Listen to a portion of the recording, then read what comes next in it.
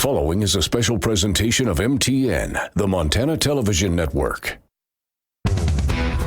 Welcome to the 76th Montana East-West Shrine Game from MTN Sports.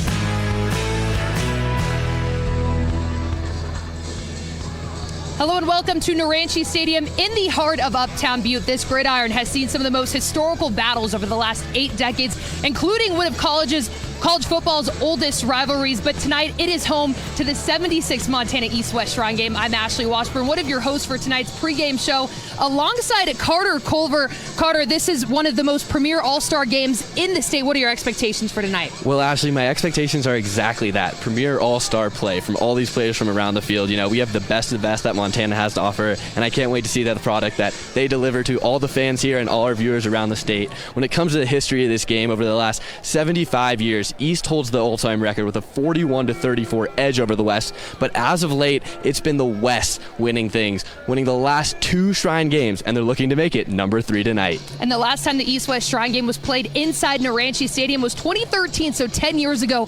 But again, tonight is bigger than football. Throughout the broadcast, you will hear testimonials, we'll meet patients, all in an effort to raise money for the Shriners Children's Hospital in Spokane. They do such amazing work, and we want to make sure that they can continue to do so. So at the bottom of your screen, you'll see a website, a phone number, both direct links to donate. Again, they do such amazing work, so open your hearts, open your wallets. We just want to make sure that they can continue those life-changing efforts. Amen, Ashley. I couldn't agree more. But before that, we got the chance to catch up with one player who will be playing tonight. Kyle Hansen's MTN caught up with Florence Carlton's Jonathan Lumen. Let's see what he got to hear. The Florence Falcons only knew success over the last 2 years as they won back-to-back Class B titles. A big part of that success this past season was lineman Jonathan Lumen. He's only been playing football for 2 years, but after this most recent success, he's signed, sealed, and delivered at the next level as he'll suit up for the Montana State Bobcats this coming fall. Jonathan Lumen is one of many standouts across the state, getting their final high school football opportunity this weekend in the 76th annual East-West Shrine Game. It just means a lot, honestly. I just think I'm very lucky and blessed just to be playing football out here and then just get another chance to be among the best guys. It's the final notch on a rapid and remarkable high school football journey. Lumen was homeschooled growing up, but he decided to attend Florence Carlton High School once he entered freshman year, and quickly the football bug was planted. Sophomore year, I actually had a bunch of classes, a bunch of the football guys, and they're like, dude, you need to play football. So in the end of sophomore year, I started hitting the weight room with the football guys, then I just started junior year. The learning curve was drastic his junior year as an offensive lineman, but Lumen learned and played mostly JV as the Falcons won the Class B football championship. It was fun. It was a little intimidating and scary at first, for sure, but then all the guys were super nice. All the coaches were super inviting. They saw my size and I was a great guy, wanted to put in work, and so this made it very inviting. Lumen utilized team camps in the summer between his junior and senior years to grow in the game. Once things clicked, he was off and running as he helped lead the Falcons to another state title. And he also drew the attention of MSU, who signed him as a preferred walk-on, which confirmed his growth in the sport in such a short amount of time. When I got the offer, I was just wow. I was just speechless because 2 years putting in work and then finally seeing it pay off and getting an opportunity like this to go to MSU is just unreal. So then the coaches are love them, they're all great, and so deciding to go to MSU was great. I just committed, and then I was yeah, this is a place I think I want to be. The future is bright for Lumen, who had an unorthodox path to this point, but is now seeing his hard work reap the rewards. I think it's just because I've only been playing for 2 years, and there's so much more I missed out on the other years, and I think it's just a great opportunity to build the relationships, get discipline. I think it's just a great thing to do. So I just think I just want to put in work for the next 4 or 5 years and just see what comes out of it. Reporting in Butte, Kyle Hansen, MTN Sports. Such a great story from Kyle Hansen, but again, tonight is bigger than football, which is why I'm so excited to introduce our first guest, Peter Brewer, the hospital administrator for Shriners Children in Spokane. As the hospital administrator, from your point of view, how important is this Montana East-West Shrine Game? Boy, Ashley, this is an incredible event. 76 years, and you're here talking about the best of the best, kind of an all-star game. It really doesn't get much better than that. But again, for us, it's all about really 2 things. Awareness, for what we do at Shriners Children Spokane and the fundraising that goes on. And each and every year, it's an incredible event, but it's great to be here in Butte. And I got to just say, last year we raised over $200,000, which I'm sure is a record. We're going to try to do that again tonight. But what can you say about the services that you guys provide for Montana families? Well, it's kind of not only done kind of at our hospital in Spokane, but it's also done in an outreach clinic in Kalispell, Montana. And so every year we do surgeries there as well. But it's all about kind of minor surgeries to sports medicine to scoliosis. Amazing stuff that goes on for the kids here in Montana. Now, we've just got a little bit of time left, but what's the most important thing you want people to know about the Shriners Hospital? Well, it's certainly a real honor to take care of the kids from Montana. But again, it's all about, it's quick and easy. If you have an orthopedic issue, come see us. Give us a call. And again, we're raising money tonight, which you said you might do a little dance, hoping that people will raise some money. Can we get a little dance right now? A little dance here, folks. There we go, Peter. I love that. I love that. Well, thank you again so much for your time. We're going to keep raising money. We'll be back right after this break with the lineups for tonight's East-West Shrine game.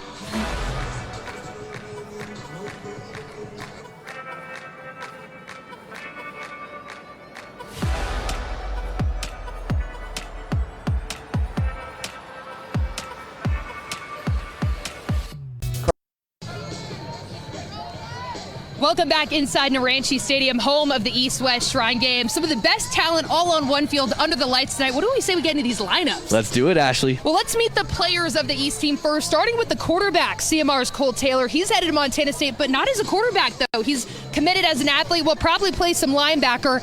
Then we've got Bozeman's Jake Casagranda. Ball security has long been a hallmark of his career, only 11 interceptions in his varsity career. And then Lewistown's Gage Northland knows a thing or two about winning. He's going to try to lead that East team to a win tonight, just like he led the Golden Eagles to their first ever state championship. Now, if we dive into those skill players, a name you don't probably recognize, wide receiver Mateo Civitarez, one of two Canadians playing in tonight's Shrine game. And then Cody Strutz, a late addition tonight. He got called up on Monday, which unfortunately means somebody went down, and that was Billing West Jackson Tucker, who's committed to the Grizz. A big blow to the East offensive line, but still a lot of talent in that group, especially their two tackles, Great Falls' Brendan Lockhart, and then Bozeman's Everett Carr, two guys you want to look out for. Now, if we switch over to the other side of the ball into the secondary, a lot of wrestlers making up that cornerback room. You've got Avery Allen, 4-time wrestling state champ, and then Sydney Zanderdine 3 times. So 7 championships just between the two of them. And then inside the box for East defense, you've got a pair of future Bobcats. Both played 8-man football. Melstone's Bryce Grebe reuniting with his brother Brody, and then Fairview's Hunter Charbonneau, a standout on that defensive line. A total of 5 Bobcats on that East roster, but on the West roster, you've got 8 of them. How about we talk about that? Yeah, one of those Bobcats on the West roster is quarterback Patrick Duchesne from Florence Carlton, who led the Falcons to back-to-back Class B state champs. Fellow quarterback Jarrett Wilson's a triplet out of Polson, who's going to be heading to Tech. When it comes to our skill position players, we got William Arsenault, the other Canadian player, a wide receiver, and fellow wide receiver Cameron Guernsey out of Butte, following in his dad's footsteps, joining the Grizz. Fellow teammate Austin Beeler from Capital is another player also following his dad's steps, heading over to UM. He's joined by fellow offensive lineman Jonathan Lumen from Florence Carlton, who we spoke about earlier. When it comes to the defensive side of things, Finn Ridgway out of Whitefish is leading their secondary. First team all-selection QB and quarterback, and as a catcher in the inaugural high school baseball season. That secondary is rounded out by J.J. Dolan out of Sentinel, who comes from a huge line of Grizz football players, but he's changing the family tradition, heading to the Cats. When it comes to the defensive line, Talon Marsh, Capital. I mean, with a name like that, how can you not be great at football? Montana Gatorade Player of the Year should be an absolute wrecking ball for the West. Last but not least, we got Cy Stevenson out of Livy, listed as an offensive linebacker, true Swiss Army knife, all over the field. He's going to be a future Grizz that can do it all. That should just about do it for our West roster. How do you not get excited when you hear about all of these names and where they're committed? I mean, you literally have some of the best talent in the state all on one field. And again, we talked about some of those roster changes with Cody Strutz, a big Sandy, subbing in for Jackson Tucker. Our Tom Wiley spoke with both of them earlier this week. Well, most players learned they were selected to the East-West Shrine game on Christmas morning. Now, a few others were called up in the weeks and months before camp begins. And then there's Big Sandy's Cody Strutz, who didn't get a call until Monday.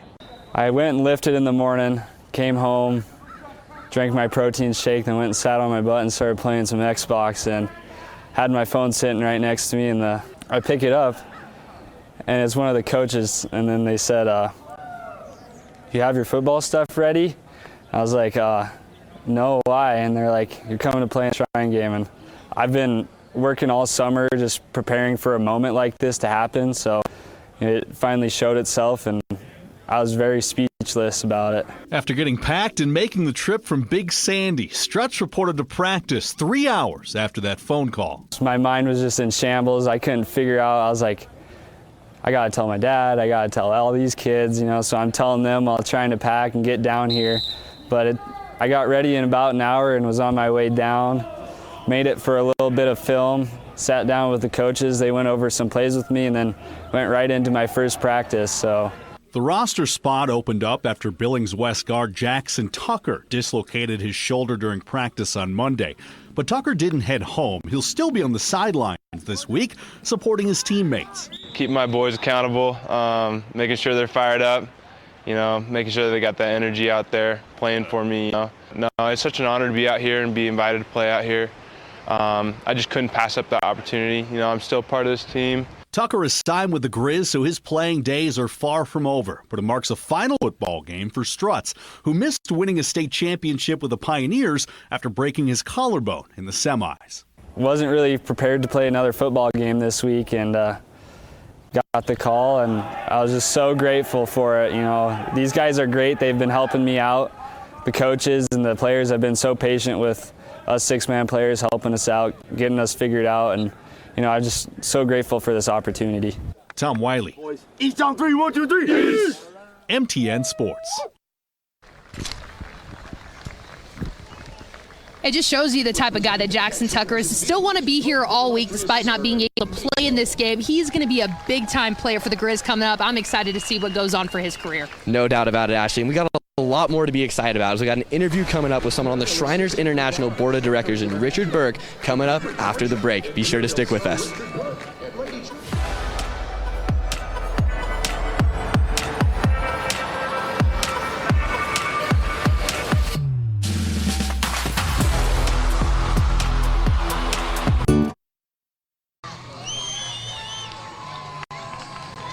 Welcome back to Naranchi Stadium. We are just a couple minutes away from kickoff at this point, but we really kicked off the night last night with the banquet. It was held at the MAC, which is also known as the Maroon Activity Center. There were hundreds of people present from wall to wall. It was such an exciting time, good food, but I think the best part about it, we raised $33,000 to raise the night off of those live auction items. But again, that is just the beginning of it. Please make sure you keep continuing calling that phone number or visit that website. All donations are greatly appreciated.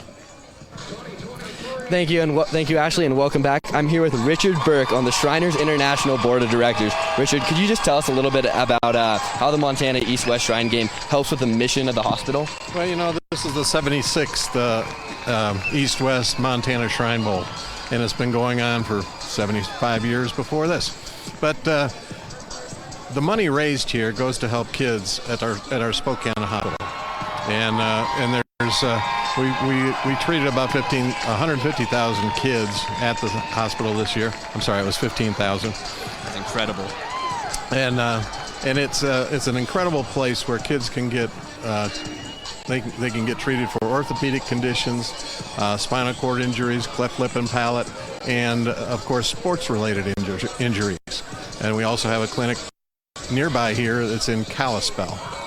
So that is incredible work that you guys do. Could you tell me a little bit more about Shriners Children's Spokane? Shriners Children's Spokane is a wonderful place. It's got the leading orthopedic surgeons in this area of the country, and it's been there for nearly 100 years. And it's just an incredible place. If you've got children that need that type of service, we recommend you go there first time. I love that. As a member of the International Board of Directors, could you tell me a little bit about what would you say the most important things are to you in your position? Of course, children, taking care of children. That's what we're all about. Then our mission now is to treat children in more places. So we're trying to expand our mission. But it's we treat all sorts of kids all over the world in about 170 locations around the world. That is incredible, Richard. And what would you say is your favorite part of the job? The kids, definitely the kids. So, the kids, the traveling, being together with the nobles and the Shriners from in every location we go to.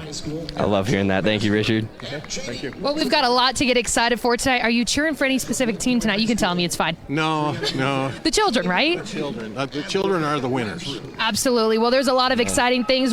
Carter and I will both be on the sidelines giving you updates, but this is not our entire team tonight. Upstairs, we have both Tom Wiley and Greg Upham that will be joining us. The kickoff for the 76th annual Montana East-West Shrine Game is just in a couple minutes, so make sure you stick with us. Welcome to the 76th Montana East-West Shrine Game from MTN Sports.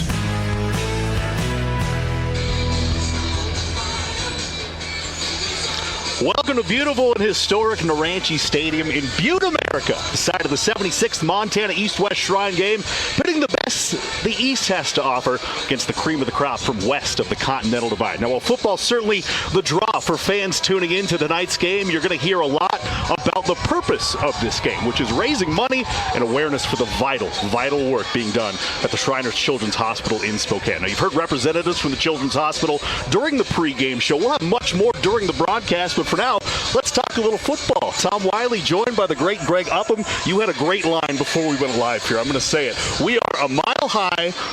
Butte is a mile deep, but everything's on the level. Everybody's on the level when you're in Butte. Boy, I'll tell you, you can feel the energy, can't you, Tom? This is absolutely exciting, and there is some horsepower on the field tonight. From the east, Coach Lear's bringing down the boys from the Snowies, and they're not here to eat pasties, I'll tell you that. And on the west, Coach Mihelish has got a stable full of speed, and it'll be interesting to see how they try to stop each other tonight. Certainly going to be fun to watch. Now, Greg, you've been a part of this game is on the sidelines as a coach. You've been up here in the booth for a number of years. This is the premier All-Star game during the summer schedule. What makes it that? You know, I'll tell you, Montana knows how to play football, right? I mean, we love Montana. We play it well. There's national championships all over the place.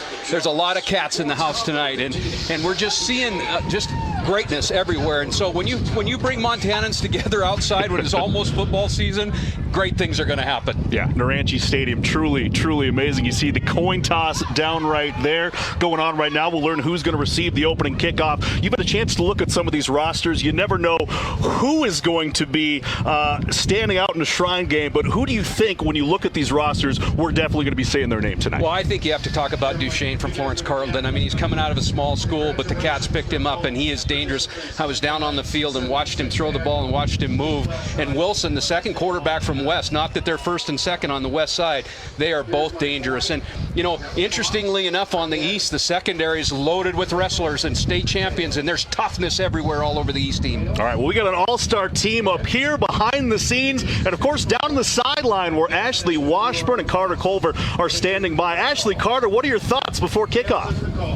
Well, our first thoughts, it's getting a little windy down here. I mean, I'm hearing James Rafferty in my ear saying we got a little flow in our hair, but, you know, you guys talked about just all the talent that is on this field tonight. We went through the East team and the West team in that pregame, but specifically because you're going to be on the West team today, who are you looking out for tonight? One guy I really got my eye on is Cy Stevenson out of Libby. He's just a do-it-all Swiss Army knife, and he's heading to the Grizz, and he racked up over 1,300 rushing yards and over 130 tackles in the same season his senior year. He is just an absolute monster of a man, and I'm really looking forward to seeing what he does on a bigger field, matching up against some of the best Montana has to offer. So definitely a guy to keep an eye on. How about you, somebody Ashley? I want to say is MC3 is what they call him, Mateo Civiturez. He's from Canada. He's one of the 2 Canadian players today, and I kind of talked to him earlier this week, and he says he feels like he has a lot to prove coming down to America. His goal is to eventually play here in the States, and he knows that this is just the start tonight. Being on U.S. soil, he's ready to put up some numbers tonight, but we'll send it back up to you guys up in the booth.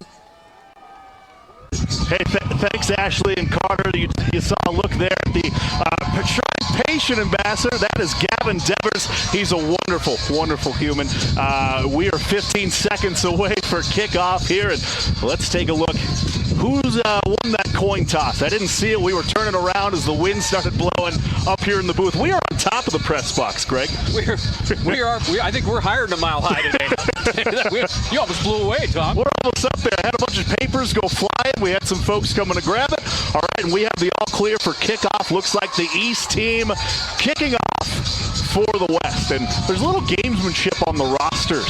you know, they didn't list any specialists on these rosters. They have the kicker, number 49, Eli Grishel, listed as a safety. But I can tell you, he's never played safety in his life. He is a kicker through and through, going to Rocky Mountain College. Actually a really incredible golfer as well. So he's teeing it up on the first tee. And the West has Norris and Carter in the backfield. And let me tell you what, if Carter catches a ball, he may be gone. He may run all the way to Missoula before anybody sees him. Yeah, this guy's got legit speed. Absolutely. Tom Carter from Helena Capital, the undefeated state champions in the AA. Averaged 9.6 yards per carry on the ground. He had a couple kickoff returns for touchdowns as well. So here we are. We are underway in the squid in the opening moments. How about that gamesmanship?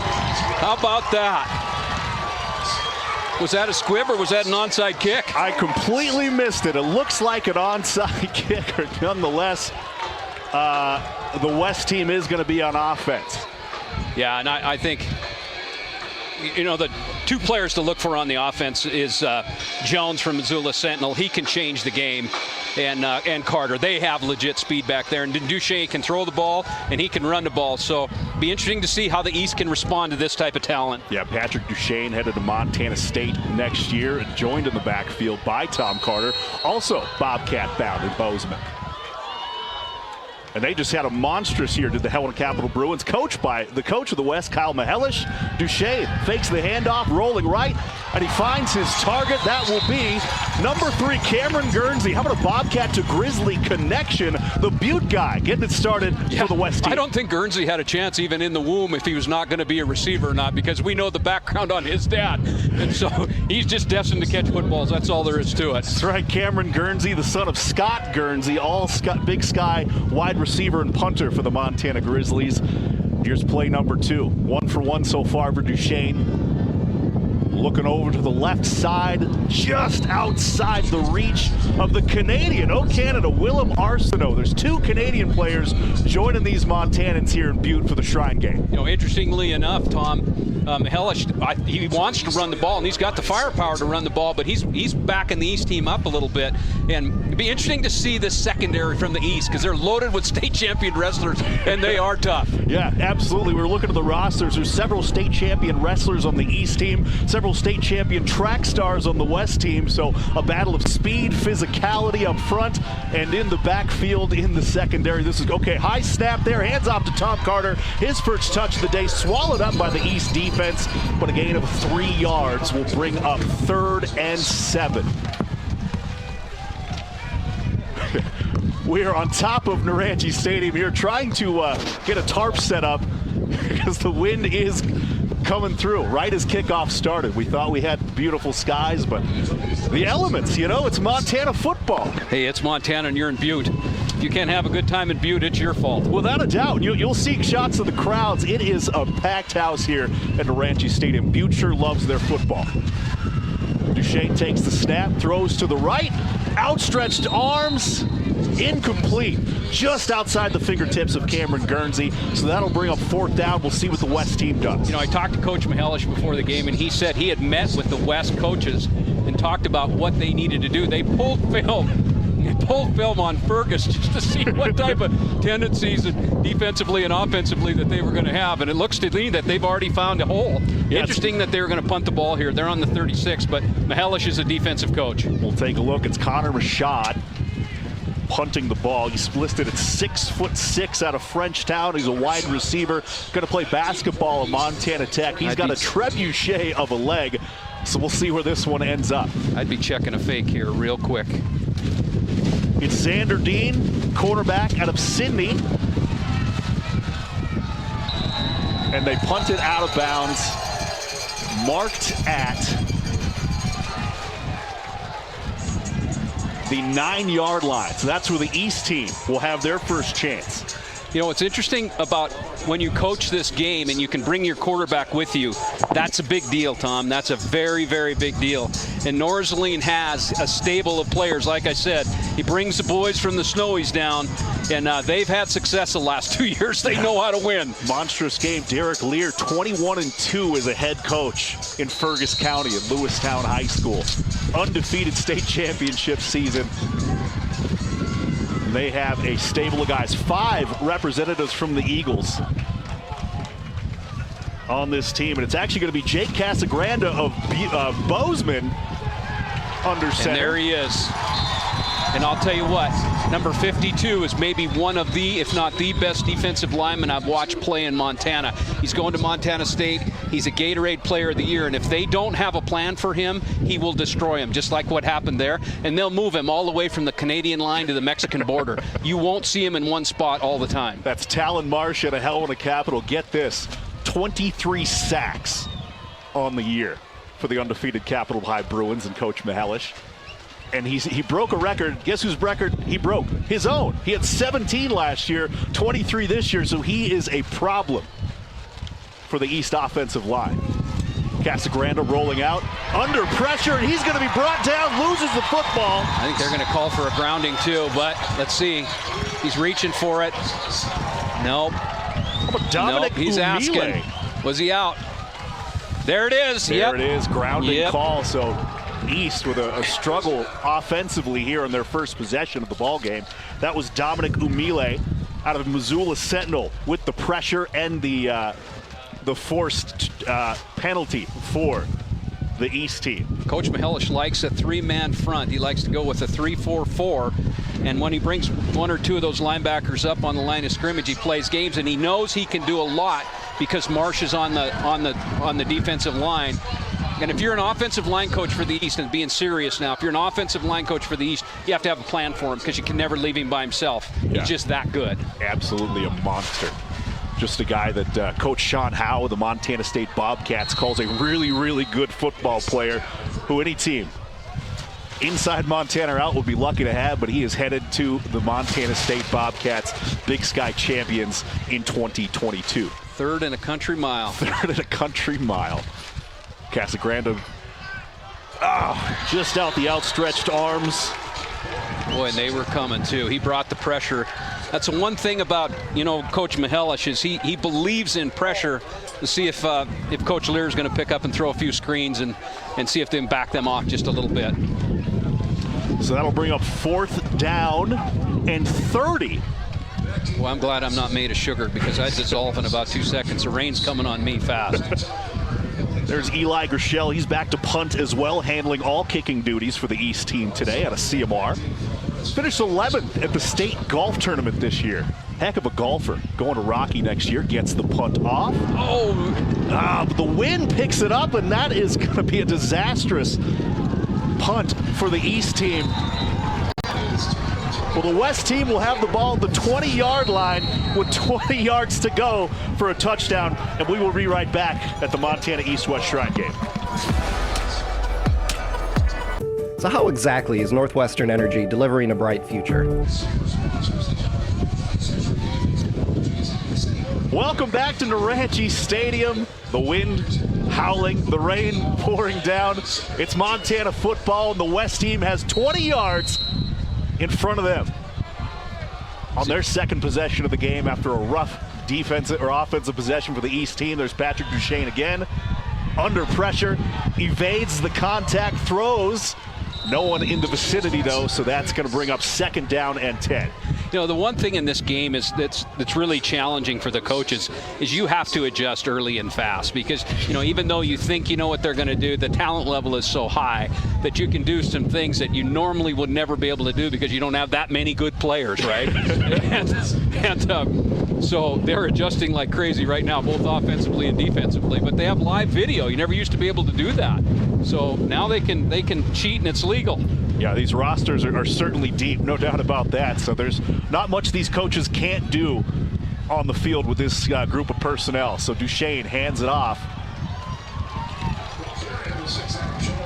Adam Jones, there he is, the number 2 leading rusher in the AA this year out of Missoula Sentinel. He's also Montana State bound. The scouting report on Jones is that he can get vertical now, and he's gone. That college speed. And they like, Coach Mihelish and Coach Rayon, his offensive coordinator that's with him tonight, they like that inside trap game, and those pop, and they pop big. Makes the handoff, little play action, but Duchesne gets it off under pressure, but he will be picked off. Xander Dean. Out of Sydney. Sydney, Montana. Wrestling Rocky champion. Mountain College Bear. with the interception. That's just what the East needed after a rough opening possession. They get the ball back at the 12-yard line. We talk about stars. Stars make plays, right? Yeah, taking a look there, who was it applying the pressure? That's the one thing Duchesne probably will experience is that players are faster. And that's the one thing you notice as you go up. They're bigger, but the game is so much faster, and showed it right there. Yeah, you know, though this is an all-star game, no one is holding back here. These guys, this Shrine game, as you've been a part of, Greg, over the years, it's all about state pride. Well, it isn't. It's not an all-star game. These guys are getting after it, and they will all night long. Oh, we got Gage Norsley out of Lewistown at a quarterback, pulls back the handoff, takes off, but he will be brought down by Caden Hansen out of Beaverhead County. You know, you really clearly right at the beginning of the game, you can see the speed on the West, and that's what I said from the beginning, that, you know, speed all over the field on West, offensively and defensively. It'll be challenging for the East to get a hold of it. Yeah, quite a few track and field state champions for that West team. That was Caden Hansen. He signed with Carroll College. Also played in the State A basketball championship. Norsling from the shotgun, surveying the field. Under pressure again, he's going to go down for a safety. I couldn't see. I believe that was Dylan Root out of Jefferson County, who's also the kicker for this team. He came from the outside. Sorry, Colton Rice, I believe. Colton Rice out of Florence Carleton.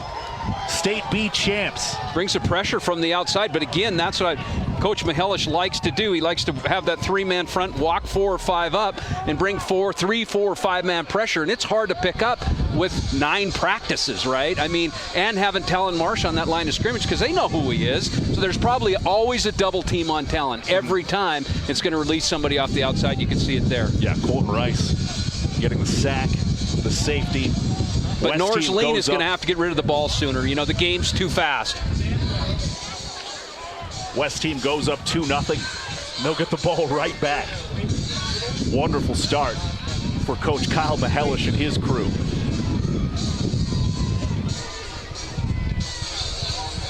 Taking a look, he's fired up on the sideline. Yeah, the East offensive line is going to have to make some adjustments. It's going to be a long night. This might be a long night. We've seen him do it, though. As he said, that's Colton Rice. He signed with Montana Tech on the year. He had 119 tackles. That led Class B by over 13. Next closest was 13 tackles less. 2-time first state All-State.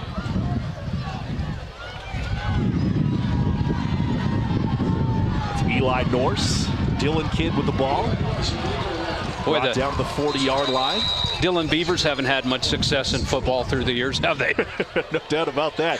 Dylan Beavers, heck of a program. All right, we're going to go down to the sideline. Ashley Washburn standing by with an update. Ashley, what you got? Hey, guys. Well, we've obviously seen that defensive line get passed to the quarterback pretty easily on that east side. But I got to remember, you guys are down one of the best guards in Jackson Tucker. You did a story on him earlier this week, Tom Wiley. But you can obviously see how big of a loss it is not having him on that line. And they ended up bringing up a guy that was a wide receiver, so they didn't add anybody on that line. Just an idea that you guys should look out for, but they're definitely missing a big guy in Jackson Tucker on that line. Without a doubt, Jackson Tucker, University of Montana commit. They're missing him. Tom Carter with this the ball. rain is not fun. Ahead for about 3 yards.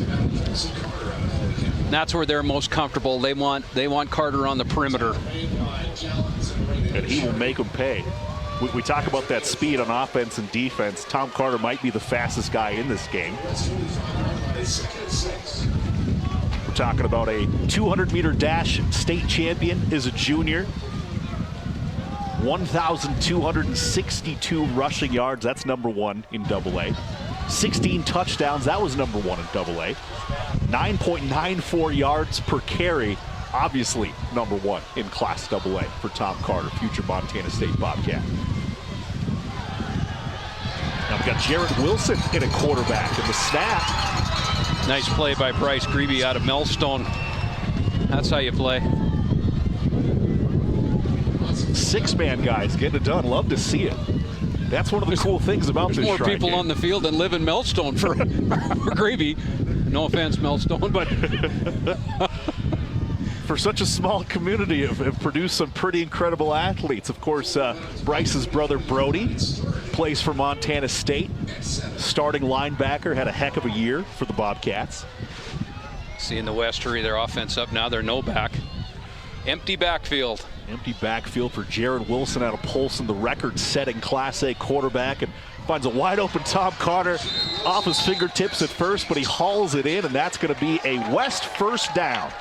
Well, you see West working the East left side, and it's interesting when you pick up tendencies, and they'll find something that they want or a person that they want, and they'll stay with it until you shut it down. And so far, they've had success throwing the ball to their right side. Yeah, Tom Carter wide open on that right side.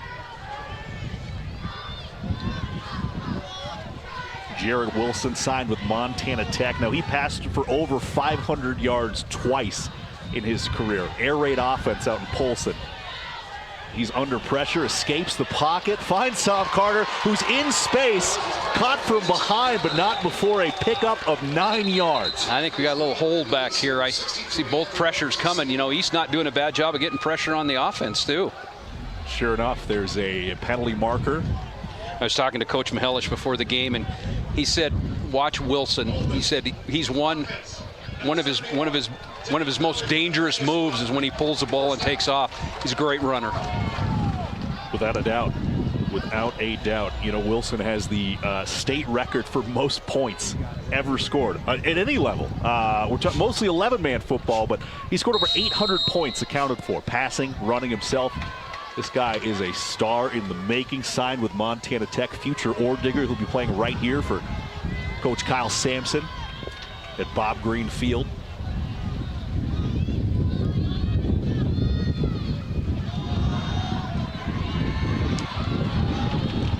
That's Jones again. What a 1-2 punch in the backfield for this West team. Adam Jones, Tom Carter, the number 1 and number 2 running backs in AA this year. You know, they're very patient with this too. You know, they've ran that ball, ran that play 3 different times in the same formation, and they're just waiting for it because it's had so much success with it.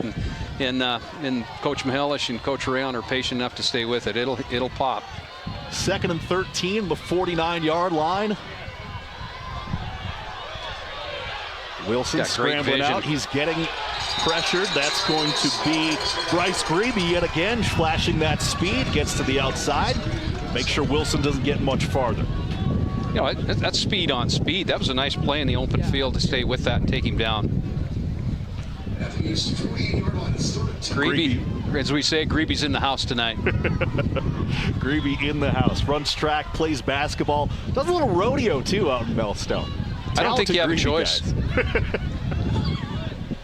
I think you get your school books and a horse, and then that's what you do. Yeah, you can bulldog a steer. A high school quarterback is no problem. Wilson dropped back. Under pressure again, hit as he throws. Oh, that's that a one's great up ball. In the air. And great ball. Not caught, though, incomplete.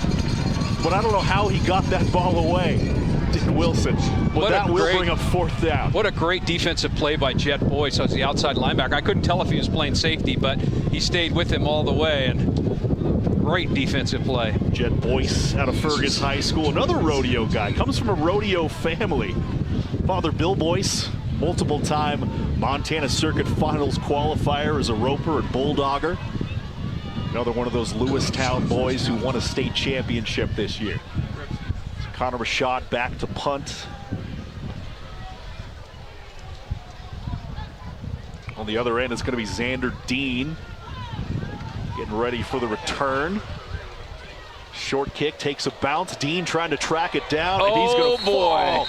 That's a rough turn of affairs, but East team will take over with 97 yards to go.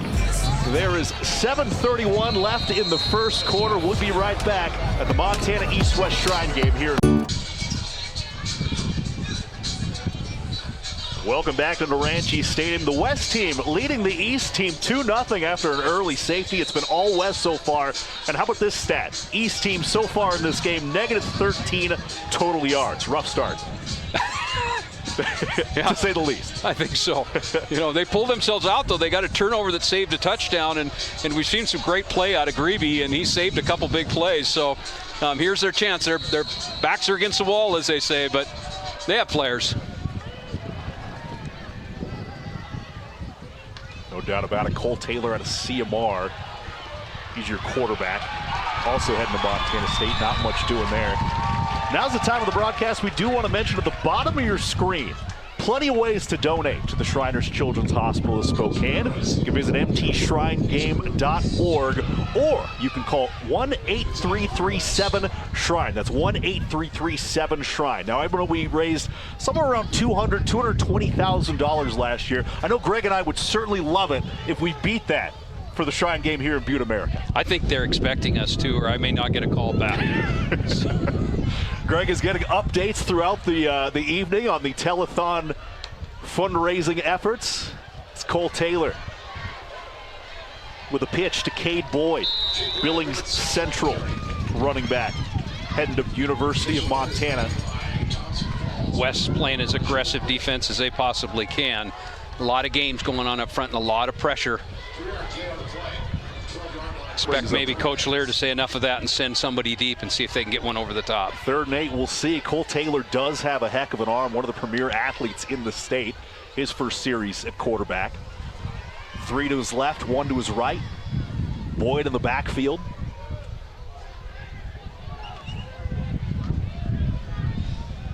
Might get a little delay of game here. It's getting close. Officials counting. Lots of barking, lots of signals. Gets the snap off. Cole Taylor under pressure as every East quarterback has been all night. And he picks up 4, but that's not going to be enough. Brings up 4th and 5 and another possession where the East team will have to punt. Richard Jones out of Broadwater County came into the middle of the field, and he came with a little bit of anger. Yeah, they just can't. The East offensive line just is not being able to handle the pressure that West is bringing forward at this time. They'll find something, but they better find it soon. Starts and ends with Talon Marsh. They're doing their best. You haven't seen him get to the backfield, but the attention paid to him is certainly opening some things up for that West defensive line. Sure is. There's a lot of pressure that's coming on the outside, and they may have to bring one more running back in to get what they want to do, but that's part of that adjusting that I was talking about. The speed of the game and the caliber of the athlete is so different. Taylor back to punt himself. Gets it off. It's a nice one. But it will still be fielded at midfield by Willem Arsenault, the Canadian. Got an Ernest Manning. That's one of the cool parts about this game. There's 40 players from the Montana and 2 players from Canada. We'll have more about them later in the broadcast, of course. But right now we're going to take a commercial break. 5 minutes, 40 seconds left in the first quarter of the 76 Montana East-West Shrine Game. West leading 2-0. We'll be right back.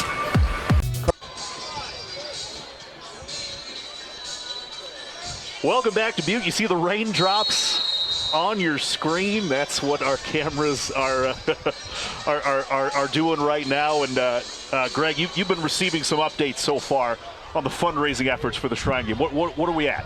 Well, Joey Sider, my high school buddy who drove us to driver's ed and drive us home. The telethon crew, Keith and Michelle Davey out of Kalispell, and Shelley Taylor out of Kalispell, and Ruby Pick of Missoula, Jim and Marlene Gray of Big Fork are helping on the telethon. They're already up to $7,000. Hey, $7,000. That's on top of the $33,000 raised last night at the banquet. So $40,000 so far for the for the Spokane Children's Hospital in Spokane, the Shriners Children's Hospital in Spokane. But we got a long ways to go. It's just the first quarter still. It was Jared Wilson. That was a lot of running for just a 2-yard gain.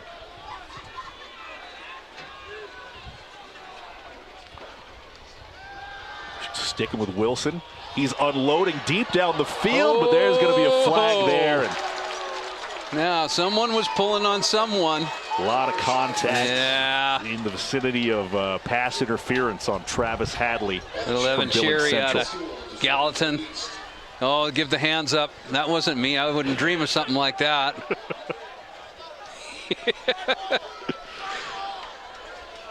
That was a great ball by Wilson.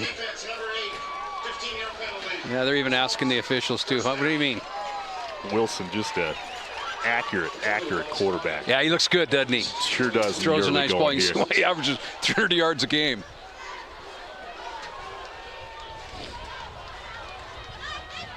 He had 13 career 300-yard passing games. And how about that? Wow. That's At a lot. the high school level? Yeah, 12-minute quarters. That's a lot. I know they passed a lot, but nonetheless, I mean, you're seeing it right now. It's not just the style of offense. This guy has some talent. High snap, hands it off. Adam Jones once again works his way up for about a 7-yard gain. Yeah, you see that, just the patience of Rayant with that offense, and he just had too much success with it, and backs learn that gel. You can see it starting to unfold. You know, he's sitting in a 3-man front. I really don't think you're going to be able to stop a run game with a 3-man front, even with walking him up. They're going to need a little more beef up there. A lot of beef on that offensive line as well. Wilson with Jones in the backfield once again. 2 receivers to his right, hands it off to Jones. Oh, but he is met like immediately by Aiden Martin, defensive end out of Gallatin. Yeah, bringing it. 5-man pressure. You know, the game is so much fun, Tom, and it's so challenging because they're just moving players all the time. You know, way back when it was, you know, student body right, student body left, but it's just, the game is so fantastic to watch. Without a doubt. All right, we're going to go down to the field to Carter Culver, who's standing by. Carter, what you got for us? As you guys were talking about up in the booth for a little bit, Jarrett Wilson on that 2-yard scramble he had there probably covered about 20-30 yards of actual turf there. One of the most dynamic players here for this West offense. Averaged over 300 yards passing per game and had over 800 points scored in his career with the Pirates. Absolutely ridiculous. State record in Montana. Should be a fun one to watch, and we'll send it right back up to you guys in the booth as we get going. Yeah, there you go. Thanks, Carter. Adam Jones. Adam Jones. Powerful runner. He's down inside the 5-yard line. How smooth he is. He just takes you inside and then takes you outside. And yeah. Just wow. Picks a route and goes for it. Adam Jones. Cat bound. You know, it goes both ways, but Montana and Montana State seem to be trying to pluck guys out of their respective cities. You know, Adam Jones, Missoula Sentinel, going to Montana State. There's several Bozeman players playing for the Grizzlies right now. I love the recruiting gamesmanship that some of these in-school colleges have. Yeah. You might call it gamesmanship. There, people might call it something else too. You don't know. Yeah, don't check the message boards. Right. Careful who you're sitting next to when you're having a beverage. All right, we're going to take a timeout here. Looks like East team. Going to talk about it. We're going to stay here, so we're looking at a 2-0 game with the West team 1st and 5 from the 5-yard line. What do you draw up here? Well, I think you did what you did last time. You just put more people on the line of scrimmage that you can and hope you can contain them from the outside. We're looking at that offensive line for the West team, and you know we do want to shout out some of the guards and some of the tackles as well. We got Austin Beeler. He's heading to the Grizzlies as well. We do want to mention the fundraising. Please, folks, during these down minutes between plays, if you got the time, open your hearts, open your wallets, call that phone number on the bottom of your screen, 1-833-7-SHRINE, or you can go online as well and donate, mtshrinegame.org. That's mtshrinegame.org. We want to set records. Butte is known for their generosity and their spirit and their support of Montana and the Children's Hospital in Spokane. And they're out in force tonight despite a little bit of rain in the forecast. All right, here we go. West team in business. 1st and 5. Wilson at quarterback. Jones in the backfield. Hands it out. Nope. Fakes the handoff. Under pressure again. Wow. That's a nice call by the defensive coordinator from the East. He just didn't buy it, and they were bringing pressure. Great play. Hunter Charbonneau out of Fairview, Montana. Coming out of that defensive end position, but there's a lot of guys on the line of scrimmage, so basically they're just telling the West, you're either going to throw the ball or you're not going to do anything. One of those small town guys who's going to be playing for the Bobcats next year. Won a state title as a freshman, advanced to the semifinals last year at the 8-man level in 2022. The handoff goes to Jones. He breaks through the first level before being laid out. Yeah, he went vertical and then he was horizontal in a hurry. Man, is he talented. Wow. Asher Fettis of Belgrade High School, the only Belgrade representative on the East roster. He was an alternate, actually. A couple weeks before the game, he got a call, said there's an injury. Why don't you come up to Great Falls to practice and then head to Butte for the Shrine game? That's always the cool thing. Those folks who are left off that Christmas Day roster getting their opportunity to shine at the East-West Shrine game with some all-star competition. Wilson and Jones, once again, and they're sticking with it, going to Jones. Swallowed up by the defense. You're just really patient with it, just the same play. Inside, outside, they're doing a little bit of movement with their offensive line and loading one side or the other, and nothing really fancy. Well, that'll bring up 4th down. It's 2-0, pretty low scoring so far in this one. We're going to toss down to Ashley Washburn, who's got a little bit of history on some of the high scores and the record scores in this ball game. I actually don't know what those low scores are because that is a Carter fact. Carter's going to join in a bit. I just wanted to quickly talk about Hunter Charbonneau. If you see him playing with a bigger edge today, he's got a little ammunition, or should I say it's because he has the ammo box. This is something that Coach Lear had started at the beginning of this week. Everyone on the East team wrote down their why, and at the end of this week, they decided to give it to somebody who represented what it means to be out in this field tonight, and it was given to Hunter Charbonneau last night, and I think he's playing with some edge tonight, guys. Hey, thanks, Ashley. Yeah, we'll have Carter mention those scores, but Hunter Charbonneau voted most inspirational on the East team, so he's taking home that ammo box. I got a chance to go to the East practice earlier this week, and they broke down every huddle on that ammo box. They put it in the middle of the field. They carried it out. They touched it before taking the field today. So just an incredible tradition coming over from Lewistown and Fergus High School that Derek Lear brought to this East team. And that's one of the cool things. You know, you only have a week. You got to get them motivated somehow and bring them together. It is, and in the day in the life of a player at their camp here, they start at 7 in the morning. They're on the field at 9. They practice from 9 to 11. They go to lunch. They have an hour off. Then they practice from 2 to 4 or so. Then they go to dinner, and then they have a third practice at night. So, you know, the effort that these guys put forth is just phenomenal. And you know, this is a big thing for Montana, and it goes to a great cause. But you know, I thank the athletes for their dedication, and because there's a lot of dedication to coming in, the coaches and all that goes with it. So hats off to them. It's a short week and a long week. You see the West team up 5-0 after the field goal. Let's go down to Carter Culver now, who does have those facts about some of the scoring numbers in this Montana East-West Shrine game. Yeah, when it comes to that lowest scoring game of all time, that takes us back to 1963. That lowest score was 7 points, and we've still got a lot of football left to play, but 5-0, something to potentially keep your eyes on as this game progresses. Obviously, seeing a little bit of offensive spark going on both sides here after that defensive slugfest to begin things, but should be interesting to see how this shakes out as West holds on to an unusual 5-0 lead right now over the East with just under 2 minutes to play here in this first quarter, and the rain's starting to die down a little bit. That should about do it from down here. Back up to you guys in the booth. Yeah, I think for the East to find some success, Tom, they've got it. They have to be able to handle the West pressure, and the West pressure's been phenomenal on them. So it'll be interesting to see what type of adjustments Coach Lear's making. What kind of adjustments can you make when you just have those monsters on the other side of the football? I haven't seen one screen yet. Anything to slow them down. There we go. I think they're going to have to see a little bit more of that just to get their game going, because they have athletes on that side. It's just that defensive front and the pressure that Coach Mihelish is bringing has been relentless. Taylor to Luke Smith, tight end out of Bozeman High School, also heading to Montana State, a Bobcat to Bobcat connection. You know, there was a time in this game where you couldn't blitz. It was against the rules to blitz. Is that right? Yeah, okay. Absolutely. Boy, the way this game's changed over the years, it's fun talking to some of the old-timers about their memories and histories with it. All right. You calling me an old-timer? Is that what you called me?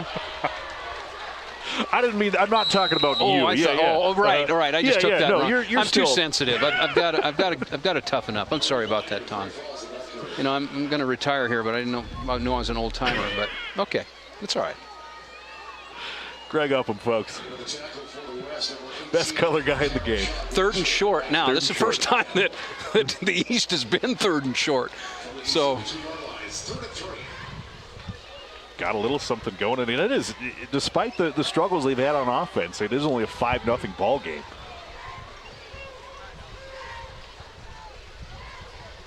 Cole Taylor takes it, takes off himself, just back to the line of scrimmage. Don't think he got near enough for the first down.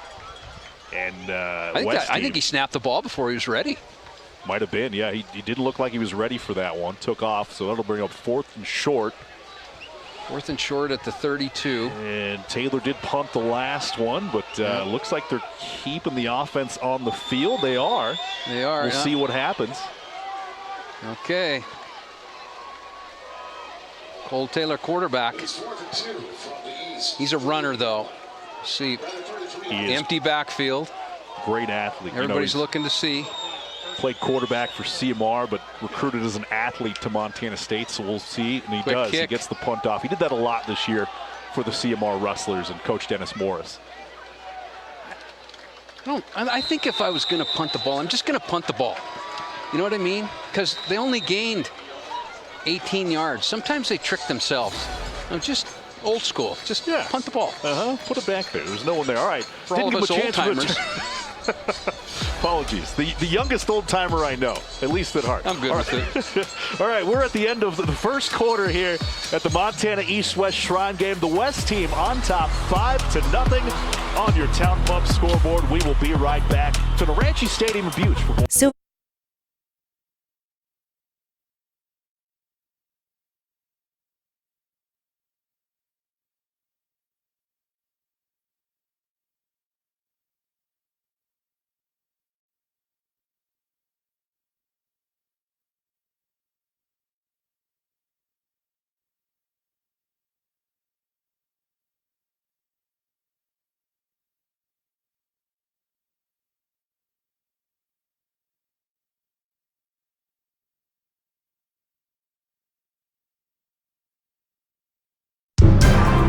The following is a special presentation of MTN, the Montana Television Network.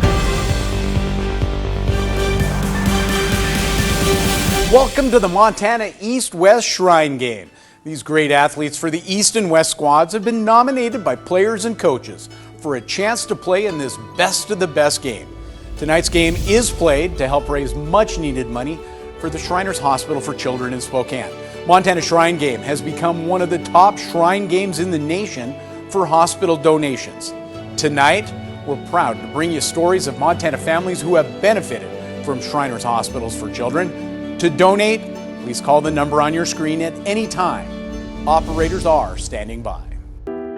My name is Bob Gagne, and I'm from Great Falls, Montana. I'm Hunter Welcome, and I'm from Kalispell, Montana, and I'm here to interview with my cousin about the Shrine Game. My injury was I had 2 bones in my foot fused together, and it was called torsal correlation. And my treatment was I had to get the bones removed out of my foot. My experience at the hospital was really good because they treated me really well there. When I was at the hospital, all of the doctors were fantastic. When I was not receiving treatments, I was playing basketball or playing with my little nephew. My prognosis for the future is that I need to get my right foot done because I only had my left foot done. My favorite activity is to play basketball, and I would not be able to do that without the treatment from the hospital. During my cousin's procedures, they treated my family very well. We were all very comfortable. I felt like we were a part of a big thing, and thanks to the local staff of the Shriners, we had our travel expenses paid for, so we had no stress for payments or anything. It was great. I think the Shriners are good people. They treat everybody well, and the hospital is a great place.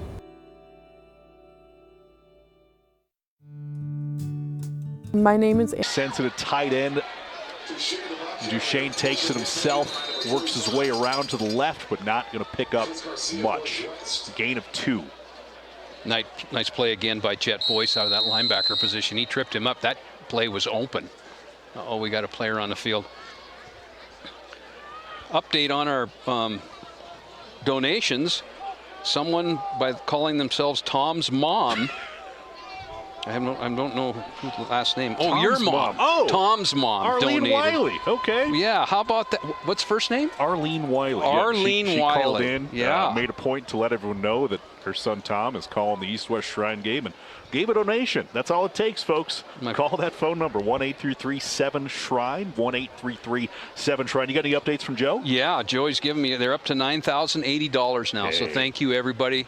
You know, this goes to a great cause, and you always hate to see what we're seeing on the field right now, and that's the risk that you have when you play in these games, and that's just too bad. It looked like an ankle injury, but if anything helps with the telethon, so thank you all for supporting, and hopefully we can keep that going.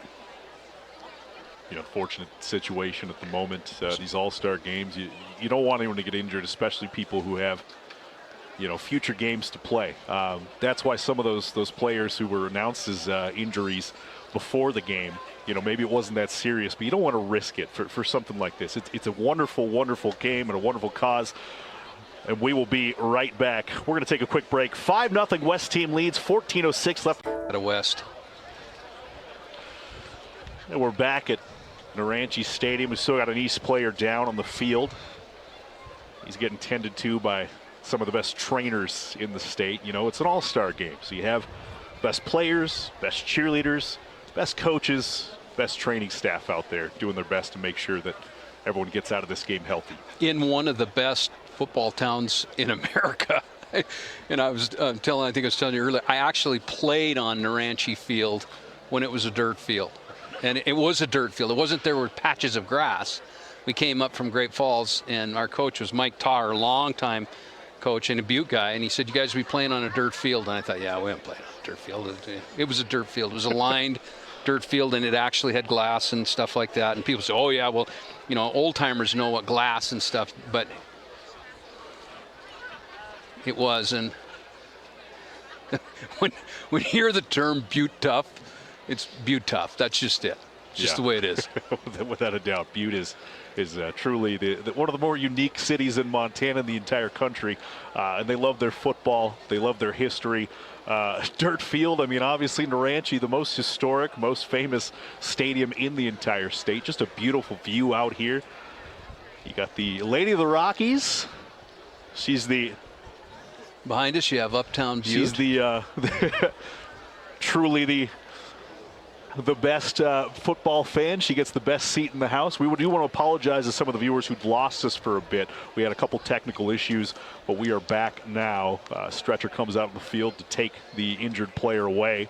Looks like just a lower body injury, so we hope he's okay. That's 45. Chris Garcia out of Billings West. So he's going to be playing for Montana Tech. Let's hope he can get healthy, and we're going to be right back with more East-West Shrine game on the other side of this break. 5-0 West. We'll see you. Welcome back to Butte. That is Chris Garcia getting stretchered off the field.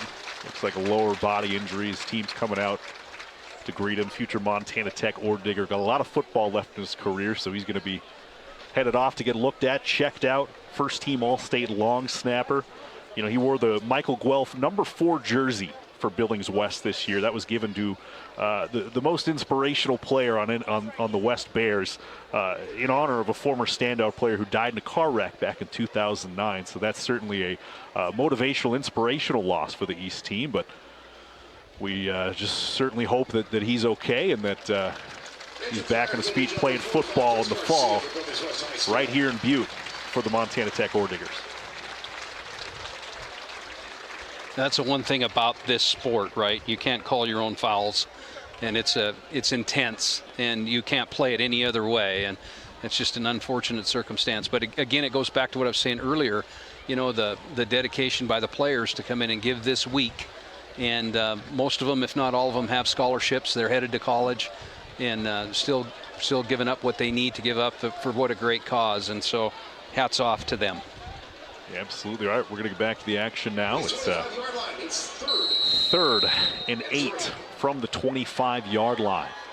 Patrick Duchesne, Tom Carter in the backfield. The handoff goes to Carter, and he's got some space, finds some outside, runs into his own guy, though, and going to be short of a first down. Picks up about 3 extra yards, so brings up a 4th down for the West team. Yeah, I don't think he saw Willem Arsenault that was blocking out there for him, because I thought he was going to dip inside and then go outside, but he must have been looking inside. He just didn't see that. It looked like he might have had a lane to pick up some extra yards, but just straight into the back of Willem Arsenault, the Canadian player. They play with 12 up in Canada, so 4th and 5. 4th and 5, and they're going for it. Why not? It's an all-star game. Duchesne with Carter to his left, 2 receivers to his left, 1 to his right. And he is under pressure, gets it, and he throws, and it's caught!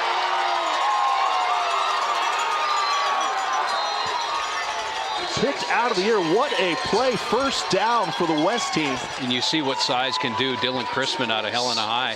6'6", 220 pounds, and he used all 6'6", 220 pounds. But what a great catch. What a great play by Duchesne. I mean, he just kept that alive, and there was pressure coming off the outside. So he's feeling that.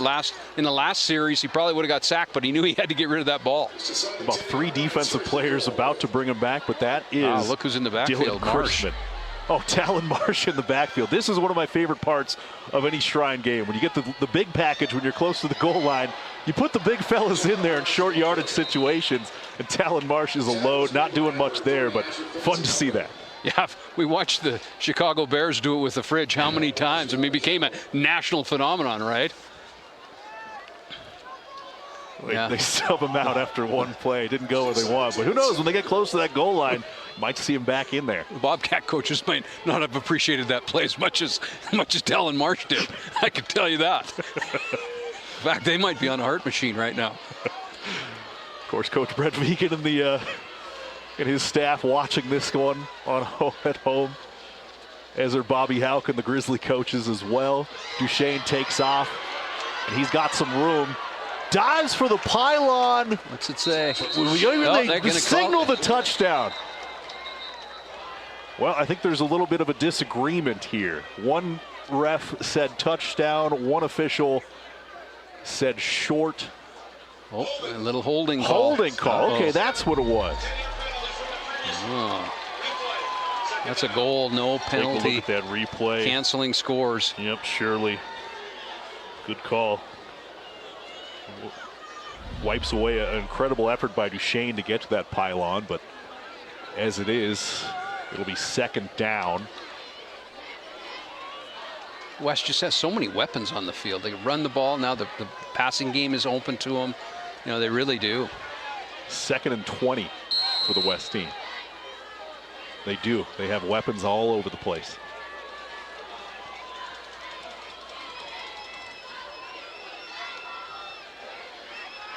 Duchesne looking to his right. Has a man open, but broken up by the East defense. That one wasn't quite on target.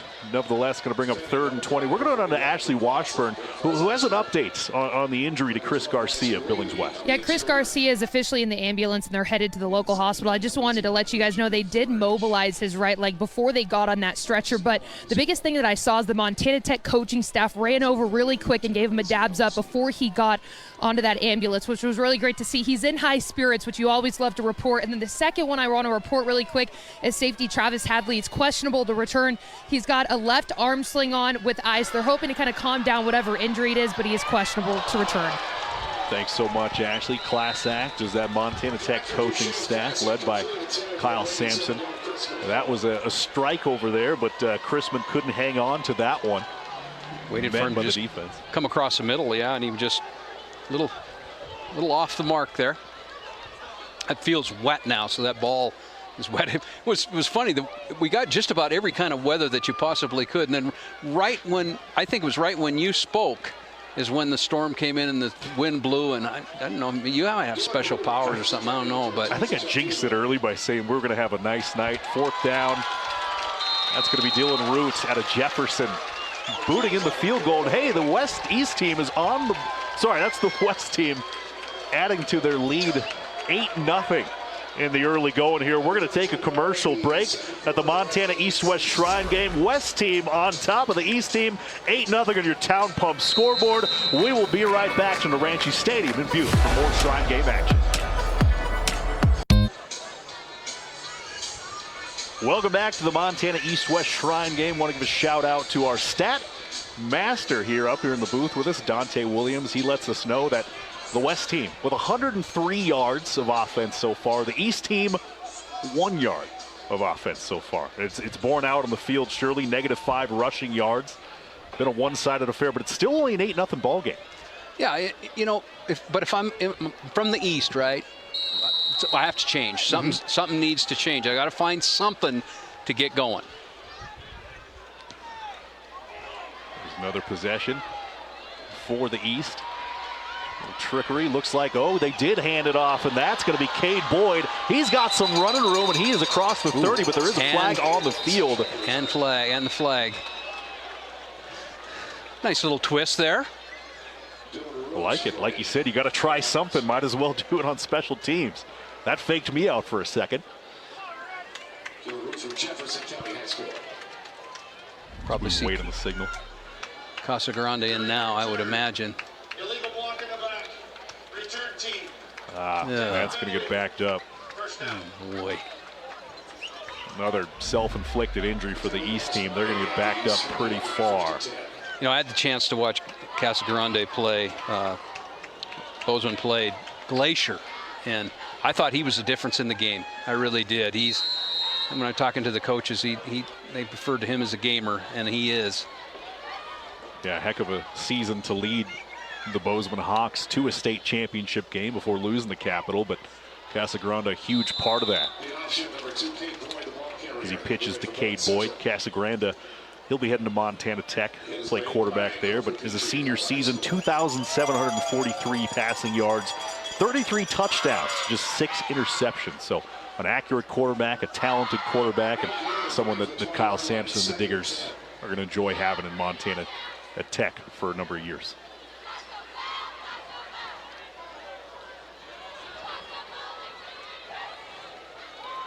Casa Grande with Boyd in the backfield. Cade Boyd, future University of Montana Grizzly, alongside his Billings Central teammate Clay Oven. He was selected for this game, couldn't make it.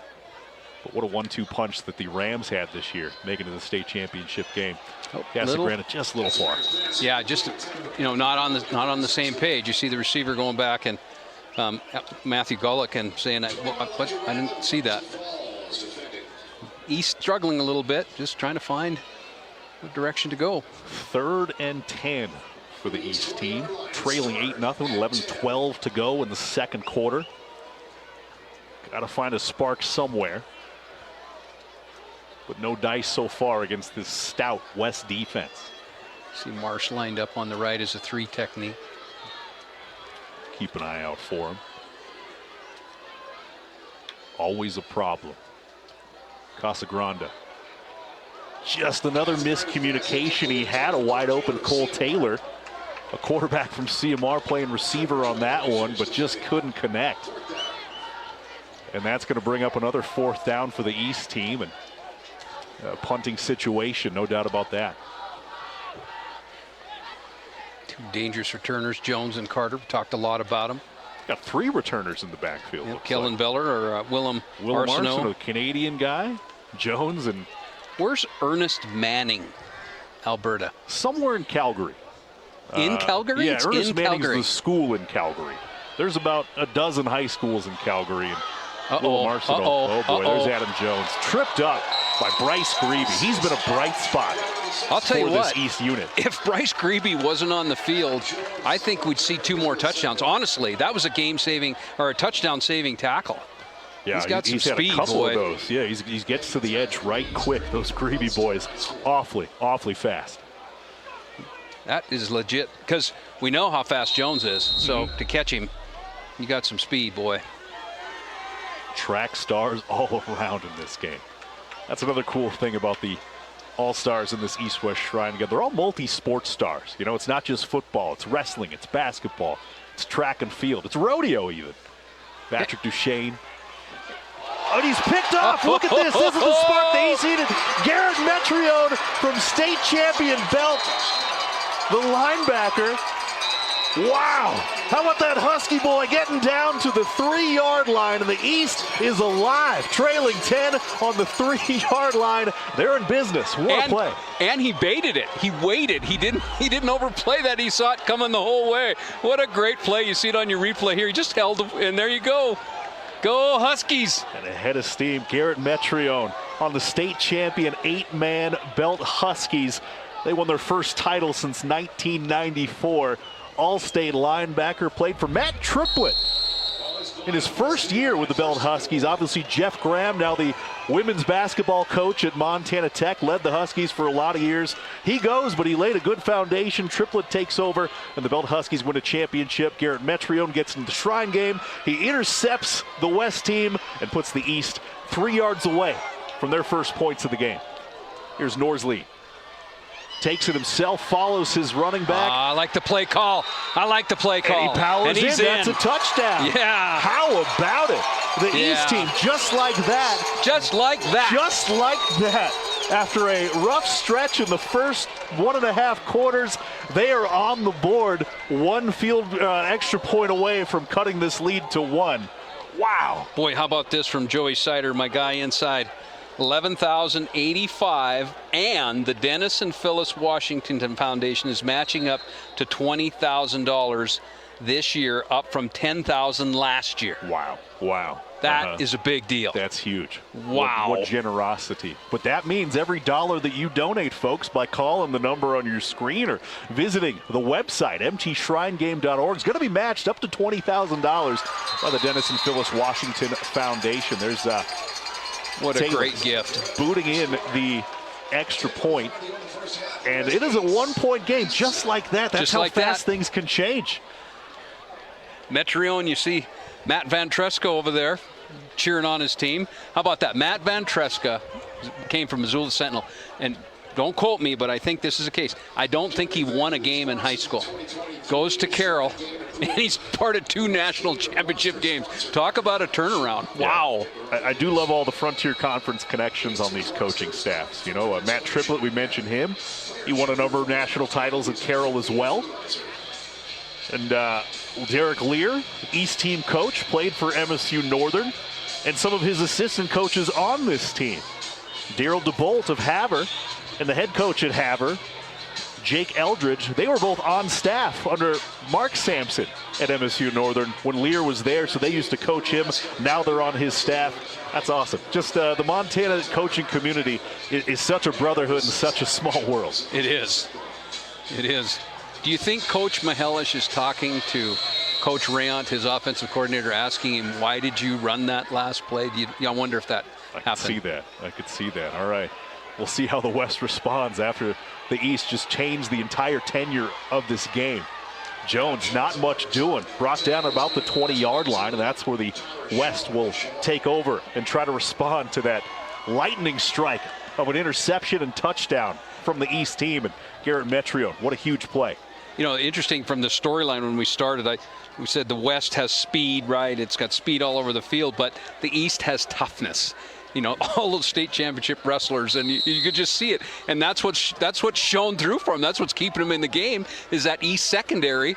They're just keep answering the bell. 3 undefeated state champion teams represented on that East squad. We're talking Big Sandy, Belt, and Lewistown. Not a blemish.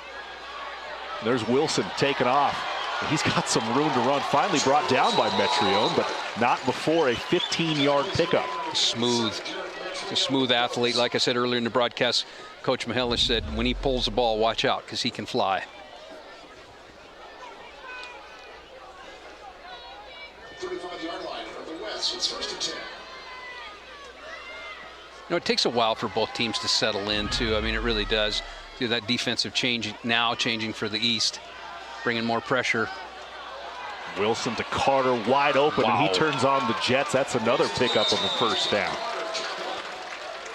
We're going to go down to the sideline for Carter Culver. Carter's got an update for us. What's up, Carter? Thanks, Tom. Appreciate it.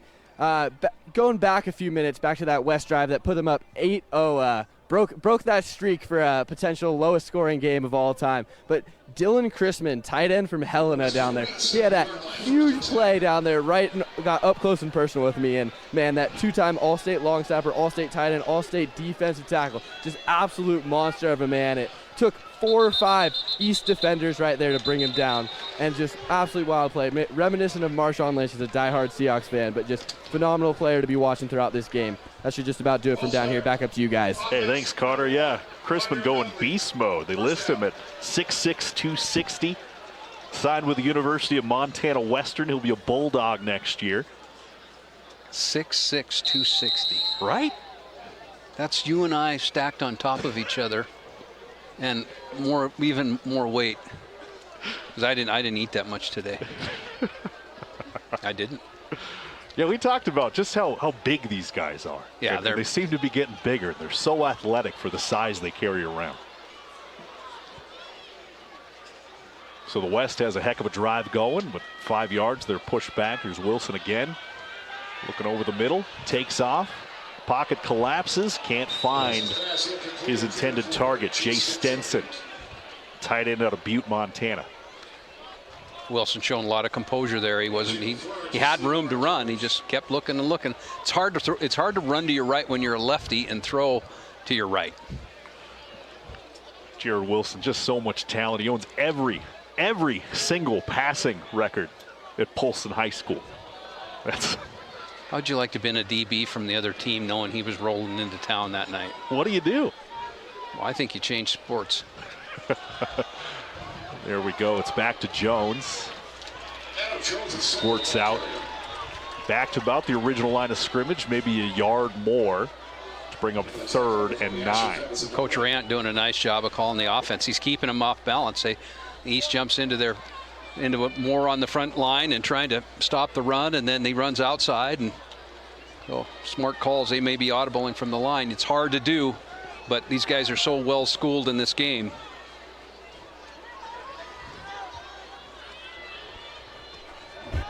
.829 left in the ball game. 3rd and 9 from the 48. And he unloads the football, and he's got a man, but he can't quite get to that ball. Just a little bit off. Eli Norse out of Dillon.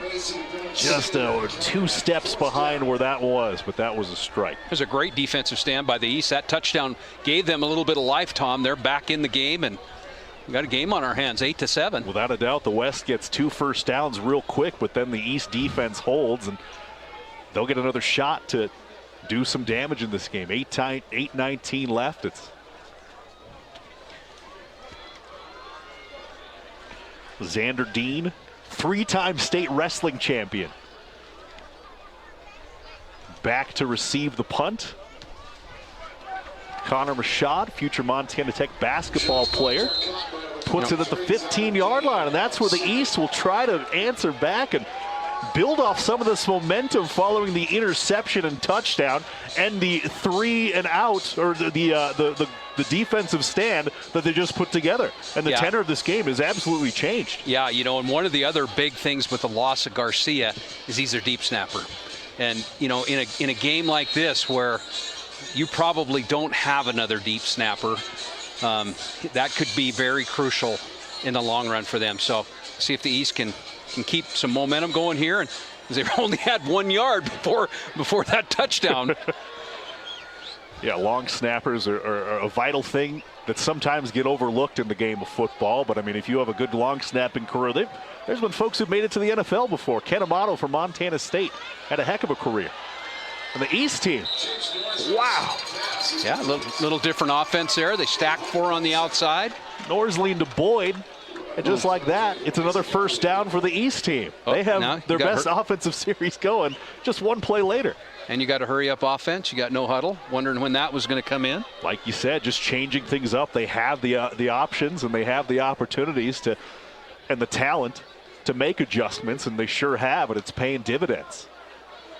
Norsling looking to his right. He's got a man just outside the reach. A little bit of contact. No penalties. Nice coverage by Kyle Holter out of Glacier. That was Royce Robinson. Or out of Butte Central, excuse me. So was it Bryce Robinson going to go play basketball. That's right. Yeah, we're going to play basketball. This is his final ever football game. He's had a wild last couple weeks. He was committed to play at Carroll College, but head coach there, Curtis Paulson, left, so he opened up his recruitment. He's landed on the Montana State Bobcats as a walk-on. That portal's really changed the game, so to speak, hasn't it? No doubt. Norsley, oh, he's hit in the backfield. Dominic Umale, he had a sack earlier in this game. He's another one who's just finding some room and some opportunities to get in the backfield and wreak havoc on the quarterback and the offense. Yeah. West staying in a four-man front. Third and 11. Handle everything from there, so big third down. Just under 7.5 to go in the second quarter. It's Norsleen in a quarterback. And he is under pressure, but he finds his man, dumps it off to Cade Boyd, who's got no room to run. Quick close from the West defense, and that'll bring up another fourth down. Well, you really see that team speed, don't you? Cameron Shaw out of Glacier. I mean, he's out there. Pressure guy. That's what I was saying earlier in the broadcast. You know, the game it's so fast, Tom, and you really don't get to play if you're not fast, even if you're a big guy. It's just the game is speed, and you see it's fun to watch, but it just is really an amazing how it's evolved. Yeah, there's no shortage of bulk and athleticism on either side of the ball. Speed to get there as Taylor gets the punt off. It's going to be hauled in by Willem Arsenault. Oh, Canada! What can he do with that football? Not very much. How about Tyler Shane from Chinook? First time we've called his name. Yeah. Oh, and he popped the ball loose. And he popped the ball loose. And he's a state champ wrestler. A two-time state champ wrestler. Yeah. Well, number one of some tough guys wrestlers on that East team. Wrestlers are on the field, I'm telling you. You know, they're not always, if you're around wrestlers very often, they're not always real happy people, and they have bad ears. But don't ever make fun of their ears. I mean, they're proud of them. They love their ears and the way they whatever. All right, so it looks like the West does retain possession of the ball. We're going to go down to Ashley Washburn on the sideline. Well, I think you guys have been reading my mind because I wanted to talk about Royce Robinson and this commitment he just had to Montana State. But I will add, I talked to him earlier this week about just how that conversation worked out. And he said he actually reached out to Matt Logie and showed interest in wanting to play for the Cats. And I had to ask him, you know, what's it going to mean to get back inside that brick? Because he obviously has some prior experience winning a championship there. And he said, you know what, he obviously has good memories there. And he's hoping to make more, and said, you know, he knows how to win. And I will say, I don't think he's ever lost a game in his senior year, and I know he's trying to do that for the East team tonight, but heck, we'll see what happens. Robinson on the East team, you know, he didn't play football for 3 years, but he knew that the Lewistown Eagles were going to be good going into his senior years. He was like, hey, I'll give it a shot. Yeah, why Ends not? up being an all-state receiver and defensive back. And then they go on to win a championship in basketball, too. Undefeated in football, undefeated in basketball. Won a couple all-star games, so he's never lost a high school game of any sort. And there is a flag. That one's clear. That's a face mask and a half. He almost ripped his head off. Came straight back, so that's going to push the West team forward 15 yards. You know, an interesting stat. I wonder how many of all the players on the field, how many wins they've had with their team versus losses. Because there's some undefeateds out there in these state championship games, right? Or 1 or 2 losses. I bet it's an amazing statistic, the number of wins that they have versus losses. Yeah, I mean, we're talking career wins, we're talking season wins. I mean, these are winners all around. You know, you only get the best of the best, and clearly if you have the best talent on these teams, you're going to rack up some of the wins. I mean, we talked about on the East team, there's 3 undefeated state champions represented. That's quite a bit of wins. All right, so 1st and 10 from the 33-yard line. Wilson just struggling in. Chrisman comes down with it. Another incredible play. There's for Wilson. There's your boy, Carter. Big hands, big target. He is a load, number 87. 6'6", 260. Wonder what the Costco bill is at that house. Yeah, the amount of calories to feed these large high school humans. Burn through about 10,000 a day. You got 3 practices, conditioning. There we go. They hand it off to Tom Carter. He's got some space. Good blocking from the offensive line up front, but can't quite get the edge. Defense brings him down, but he's not before a pickup of about 4. That's the one thing the East has, is they have speed. They have speed on the outside, and they can run with them. Yeah, it's been led by Grebe so far.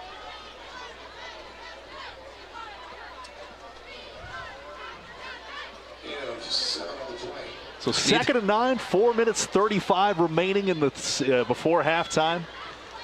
Neither team can really find a gel, can they? They're kind of spit and sputtering. They're like an old car that just can't get going here. Yeah. Second half it'll look different. They're just trying to play, but they just can't. Very much so. They've kind of traded, taken turns being a little stagnant at times.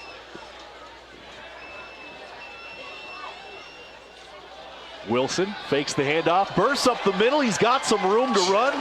Finally brought down, but not before picking up a first down. It's going to be 1st and 11. West team with another chance to score. I like the way he plays. Plays with confidence, too. So much talent. Joey's saying the lines are slow, guys, and the Washington Foundation is ready to match 20,000. So. Well, that's a call to action, folks. Take a look at your screens. Get off that couch and call. Guys, I mean, we'll talk more at halftime. You heard in the pregame, but boy, the work that the Shriners Children's Hospital in Spokane does is so important. Last year, they serviced over 17,000 patients, over 1,000 surgeries. There's Wilson squirting forward again. And that's all paid for, free for the patients. How incredible is that? Not great, just absolutely great.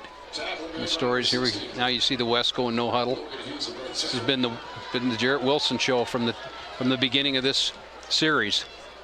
The Polson Pirate looking through, and there he is, gets forward. There is a flag in the backfield. Is that going to be holding? I wonder. If it is, that's another touchdown removing penalty.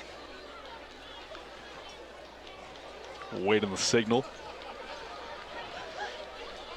But what an effort from Jared Wilson. Yeah, look at those numbers on the bottom of your screen, folks. 1-833-7-SHRINE or visit mtshrinegame.org. Plenty of ways to donate. Everything helps. Doesn't matter how small, how big. But right now, the Dennis and Phyllis Washington Foundation will match up to $20,000. So let's get there, folks. We're hoping to get at. So each team right now with 5 penalties each. So it's been sort of a sloppy affair.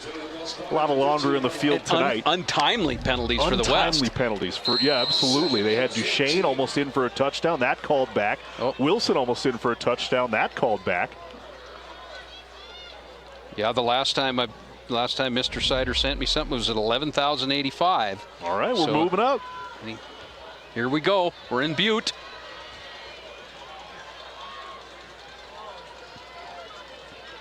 Butte, America. As we said, a mile high, a mile deep. Everything on the level. Tom Carter in space makes one man miss, working his way through the defense. Finally brought down at the 10-yard line. Picks up 6. Asher Fettis with the stop out of Belgrade. I'm impressed with the West kicking game.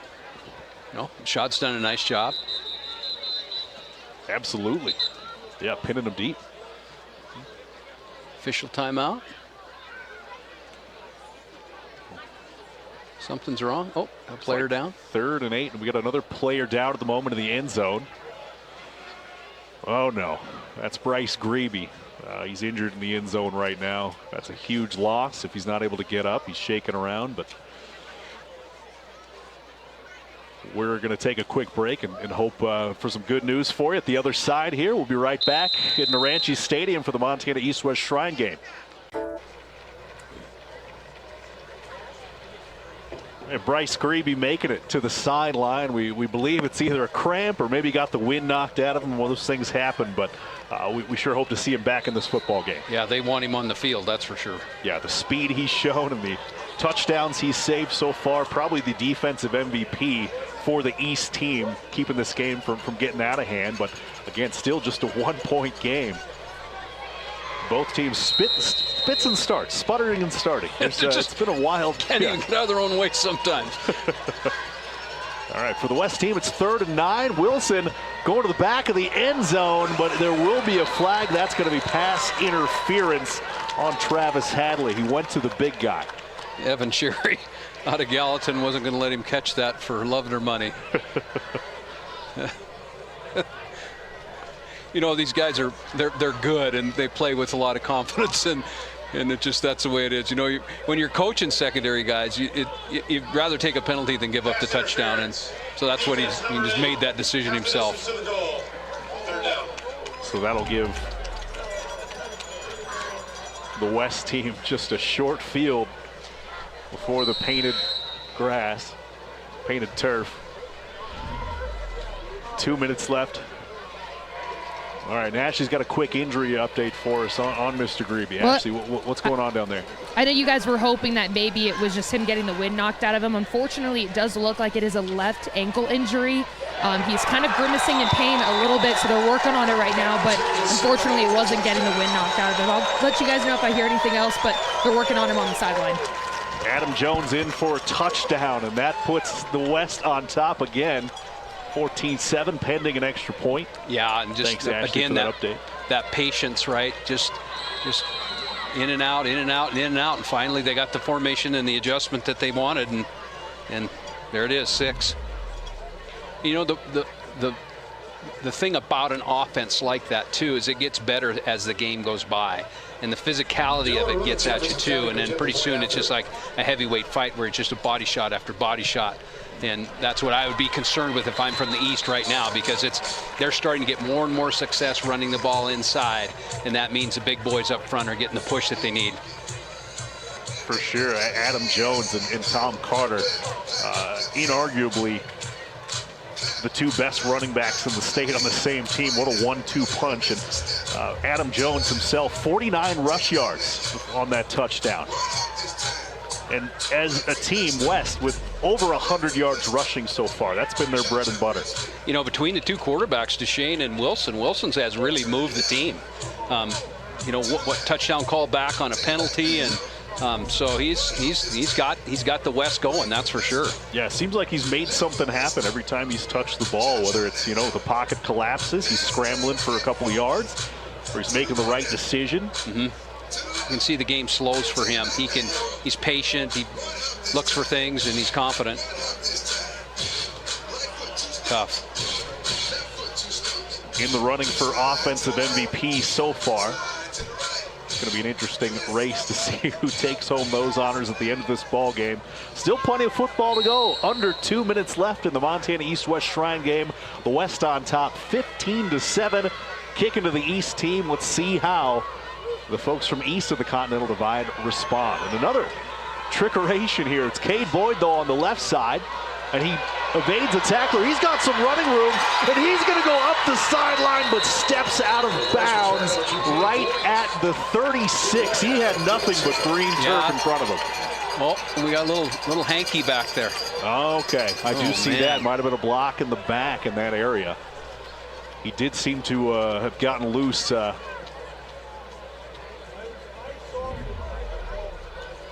Wait for the signal. The referees have called a great game so far. During the return, holding. Receiving team, 10-yard penalty from the spot of the foul. First down. Feels like several times tonight, Greg. Yeah, the East team has gotten what looks like a huge game-changing play and then just shoot themselves in the foot. Yeah. He had some speed, didn't he? Get on that outside. 1st and 10 on the 15-yard line after the penalty. Jake Casagrande back in a quarterback for the East team out of Bozeman. It's got Rafe Long in it. on the screen pass, but he is met immediately by who else? Talon Marsh. Yeah. What a Talon Marsh in a zone blitz concept. He drops, actually. Just settled and looked for that. And hello. Absolutely buries Rafe Longan. Pressure applied by number 95, Case Cruz at Manhattan High School. It's interesting when you watch some players that just have an instinct. They're just around the ball. They feel the game. It just comes to them, and he just zone dropped and just held himself there and just waited, and then came up and smucked him. Preternaturally knew it was coming, it seemed like, and lays the hurt. 2nd and 9 for the East team. They hand off to Longan this time, and he works his way up. One of the fastest guys in the state, breaks through the second level. Finally brought down after a gain of 6. Nice run for Rafe Longan at a Great Falls High. Yeah, especially out of a second effort, too. I talked to his coach earlier this week, and he said he's the fastest, 3 steps, he's the fastest athlete he's ever seen. Yeah, I'm out of Great Falls, and I had a chance to watch Rafe Longan a lot. He returned 3 kickoffs for touchdowns, or 3 kicks, punts and kickoffs. And, always a threat to break loose at any point. Very, very fast. Got a brother who plays for the University of Montana, Gabe Longan. A lot of talent in that family. There's Boyd getting the football, another future University of Montana commit. Couldn't tell where he... It's close, awfully close. Did he get the first down? First down, waiting for the signal. The problem is there's only 12 seconds left in the half. Looks like they're giving it to him. All right, 12 seconds left. First down for the East team. Going to have to take a shot.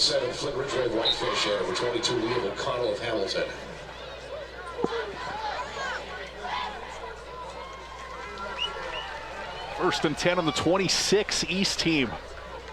Trying to get something going before halftime. We've got an action-packed halftime show coming up for you.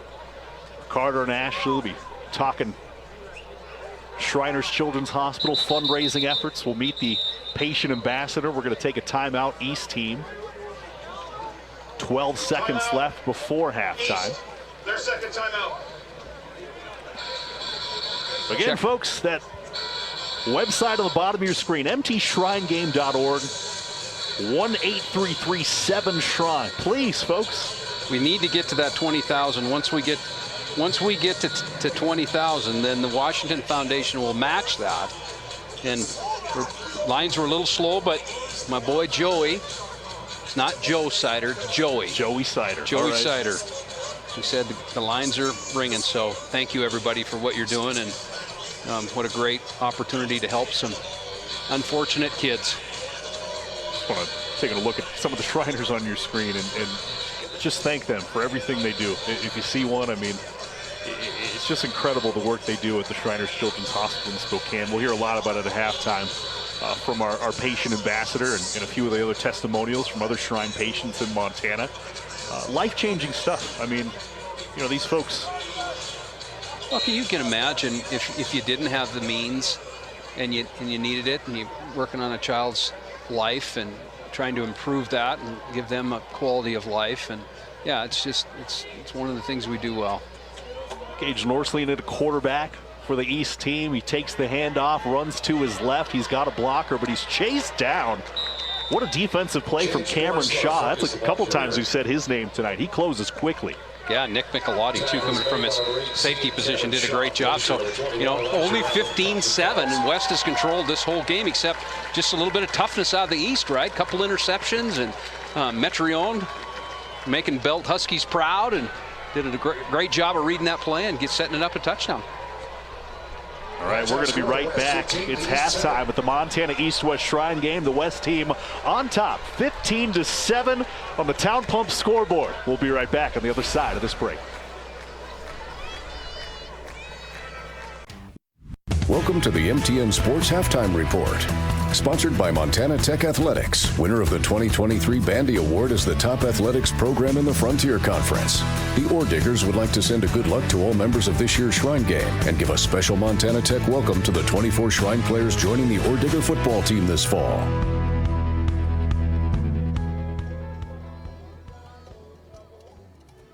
Welcome to our halftime report, sponsored by Montana Tech, where the West lead the East 15-7 in what's been a defensive slugfest so far. This has been some of the best talent, but again, tonight is bigger than football. Last year we raised over $200,000 for Shriners Children. We need to do more this year, so let's look into some of the testimonials about the amazing work that Shriners Children does in Spokane.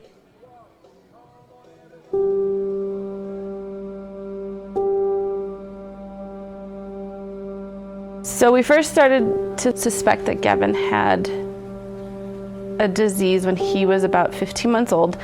He wasn't hitting the milestones that a typical 15-month-old would hit. It wasn't until about 22 months old that Gavin received the diagnosis of spinal muscular atrophy.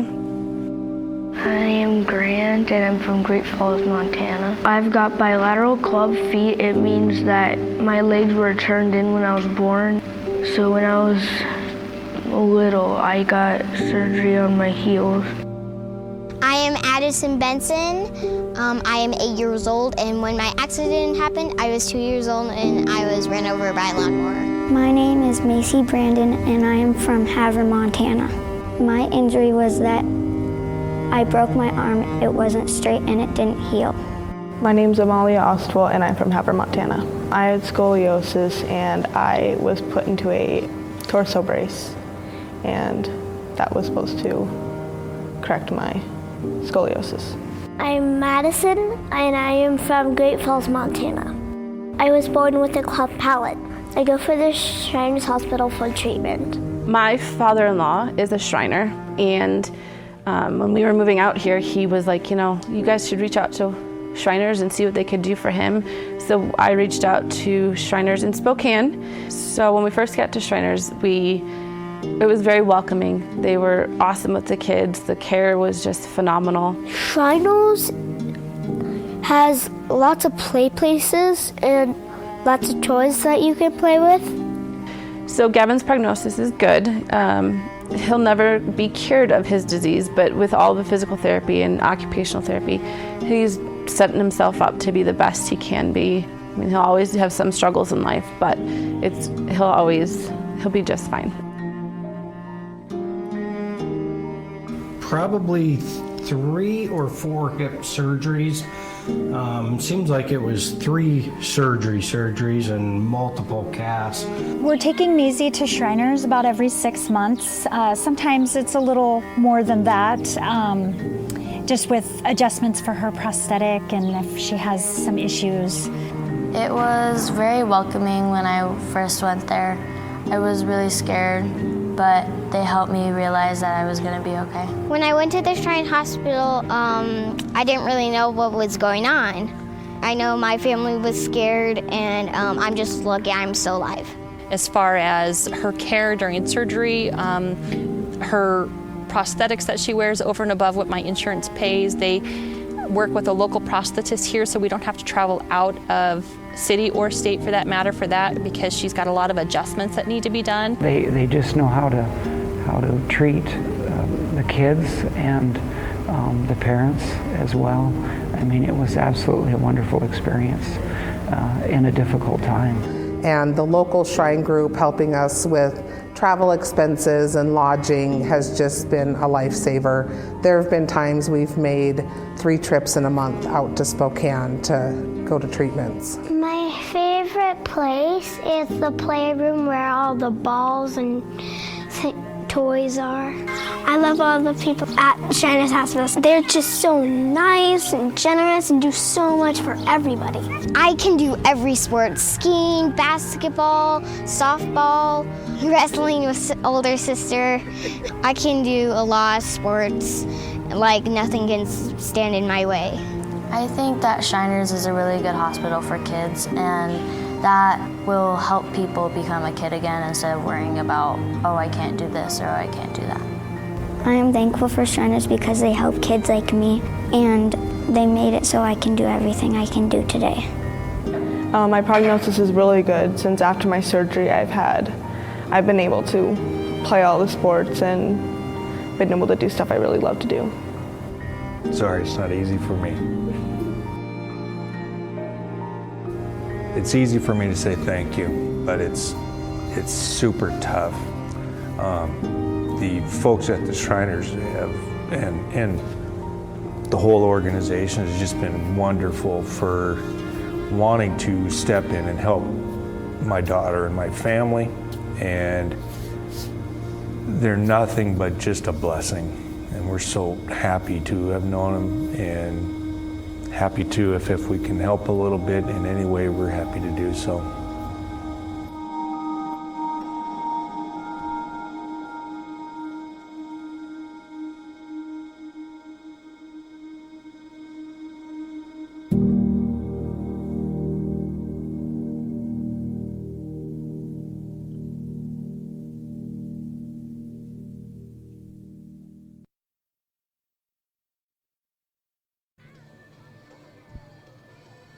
A great reminder of what this game is all about. We'll actually talk to this year's patient ambassador, Gavin Devers, when we come up after the break. Welcome back to Naranchi Stadium for our halftime report, sponsored by Montana Tech. And we are here with the star of the show, our patient ambassador, Gavin Devers. Gavin and his mom. Kendra, can we just talk about what your Shriners journey has been and how important it is that we're doing this tonight? Oh, this is huge. So we'll go this July for our 4th year in a row.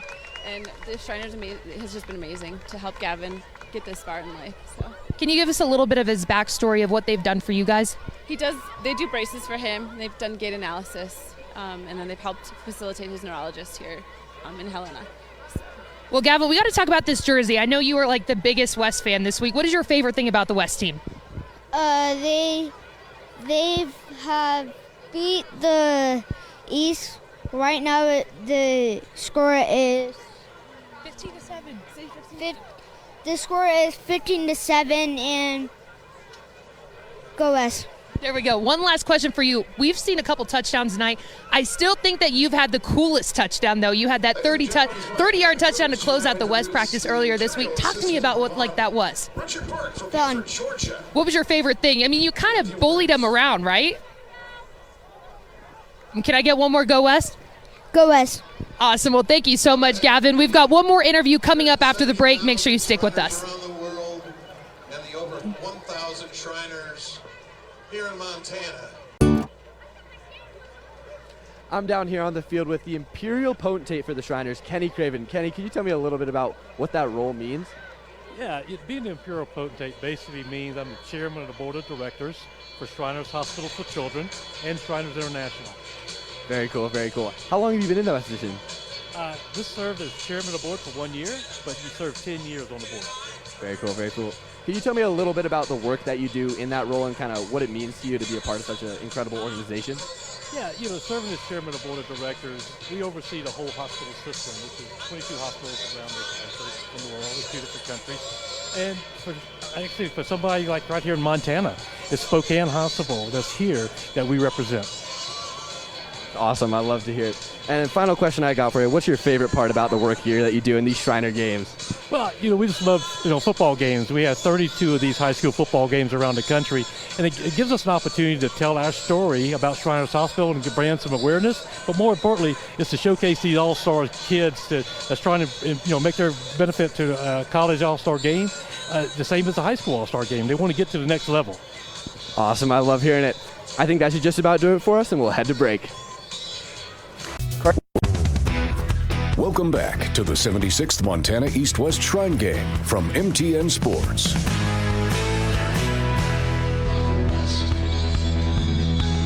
We're back in Naranchi Stadium for the 76th Montana East-West Shrine Game. The West team up 15-7.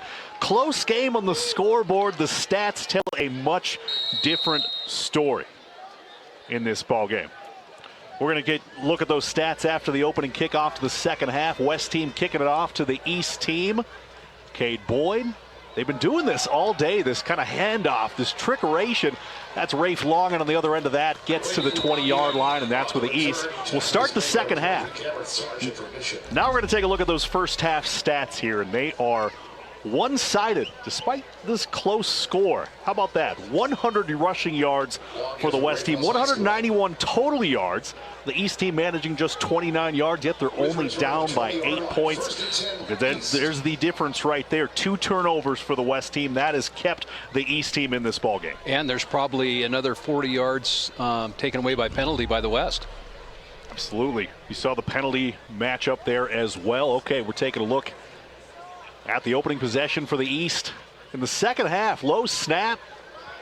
Casagrande gets it. It's a double pass, and they find Cade Boyd. He's wide open. Can he make a man miss? He's brought down at the 45-yard line. What a way to open the second half for the East team. Just what they needed. I like it. Let's see if it puts a little life into him.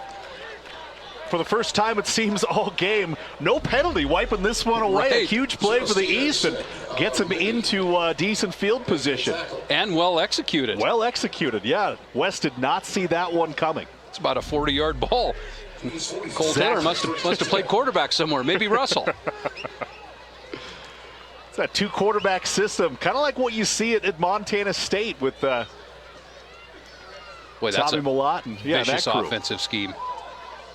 There's Cade Boyd again working his way through the defense, but he is met in the backfield, bounces ahead for a couple yards, pick up a 3. Tough running for Cade Boyd out of Billings Central. I think we'll see a better half of football now, just because people are adjusted in and coaches know what they need to do, and they're going to settle in and do what they do best. Update from my buddy Joey Sider. Let's see. We are up to 15,544. We're doing well. All right, doing well. Got to get it to 20,000, and the Washington Foundation will match that. And that 33,000 last night, so we're sitting at about 50,000. And Ashley Washburn told us earlier that should we get to 100,000, she would hit the gritty on the sideline. Ashley's going to tell us a little bit about that plan. I don't know what the gritty is. Ashley, could you explain what the gritty is to us? Maybe just show us 2 gritty moves just so we know what we need to look forward to. Yeah, I don't know if you guys really want me to gritty or not. Oh, wait, just kidding. We're doing it. Can you see it? Nah, just kidding. One of those kids things. If you guys can get up to $125,000, though, these days, the I won't dance. Yeah, so if we get to 100,000, we're going to put Ashley on camera. She's going to hit the gritty, whatever that means. Some kind of dance move the kids are doing these days. Could be a big deal. Could be a big deal. But that's your incentive. Another 2-quarterback situation. Casagrande hands off to Gage Norsleen. You know where they're attacking. They're attacking way outside with success. This is a great opening drive for the East. That's most yards they've gotten so far. 9 yards on the pickup as of halftime. Well, the West team, as we mentioned, leading the rushing attack. Pat Duchesne with 53 passing yards. Adam Jones, 49 rushing yards. Wilson with 34 rushing yards, 38 passing yards. Cam Guerdsey has 53 through the air. With the East putting something together here again, only down by 8. So despite the spits and starts in this game and kind of the weird flow to it, it's still a good ball game. A lot of misdirection there. Jake Casagrande, he works his way up for a first down, picks up about 12 yards, and the East just moving the ball 3 straight. Nice adjustments. I mean, getting everything on the outside. They're sealing the inside. The rule is if you're going to run out, you got to seal in.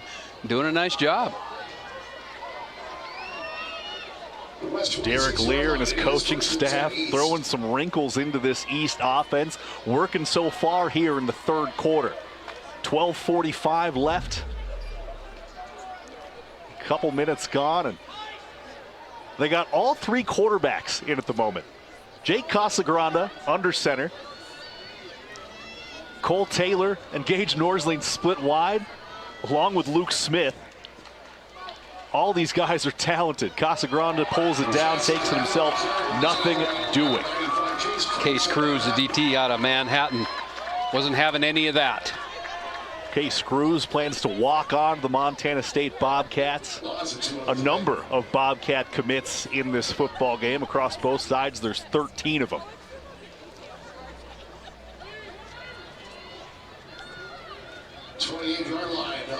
Loss of 2, so it's 2nd and 12 for the East team. Now they're in a 2nd and long, and this is where they don't want to be. This does not match up for them, and so that gave them fits the first half, all the pressure from the front, so we'll see what they do. Coach Lear wants to talk about it. He takes the timeout. We will as well. 15-7, the West team on top of the East team, and 11:53 remaining in the third quarter. We'll be right back with more for the Montana East-West Shrine game. West team leading 15-7 in the third quarter, second and long, and like you said, Greg, this is not exactly where the West-East wants to be after starting the half so strong. This plays into the West defense. Norsling pulls it down, gets his block, he finds a man, it's Luke Smith. Oh, has some separation, there is a flag thrown, that could go either way. Yeah, I think that's going to go offensive. It might be offensive. Yeah, Luke Smith, the tight end out of Bozeman. A little bit of a push off. And that one's coming back. Bryce Grebe going off again. He's got an ankle or something. Yeah, Grebe gave it a go. He was stretching out during halftime, running some lines and doing the karaoke. But he is limping off the field yet again. Oh, I thought it was offensive pass interference. I saw the shove from the back. Okay, so they took away the flag. They wiped it away, so that'll bring up 3rd and 12 now for the East team. 3rd and 12. Now let's watch Marsh, number 52. This is where he has made a living. They moved him out, so now he's a little wider than the 3 technique. Now he's coming down under the center. Always got to watch where that guy lines up on the football field because he can do some damage. Gage Norsling under center takes the snap. Ball never got snapped, so that's going to be. That was caused by Marsh actually, because the center was calling for him and the guard. Did you see that? I did. They called for the double, and then he forgot to snap it. So, yeah, he does cause problems. When there's no play, he's making an impact. It was. That's exactly what happened. The center was calling and saying, I'm taking him, and I'm sure they called for a double off the center and guard. I feel like you got to credit him for a tackle for loss or something on that play, even though the ball was never snapped. Now see where he's at. He's a defensive end on the other side. As you said, Mihalis just moving him all over the place. D-end, D-tackle. Put him to the boundary. Excellent football player. Yeah, he's playing defensive end now. He was nose guard before. In fact, he's outside. Norsling drops back, feeling a little pressure, breaks loose though, turns on the Jets, trying to find some running room. He gets some blocking and he scoots ahead. Nice pickup, but just back to about the original line of scrimmage, and it brings up 4th and 10 for the East team. 4th and 10, Tom. And they lost their deep snapper. Remember, Garcia's not in the game. Now they're going for it, straight up offense. They are, yeah. You know, you practice all week with and one they'll get guy, 5 more. And they get 5 more, okay. Drawing them off sides. That was Marsh moving. Yep. So the 5 yards he was responsible for earlier, they get right back. And East now with a little bit more manageable of a 4th down, 4th and 3. You know, the East has had success going outside, so we'll see if they do the same thing, run the bubble screen or get someone out, quarterback sweep.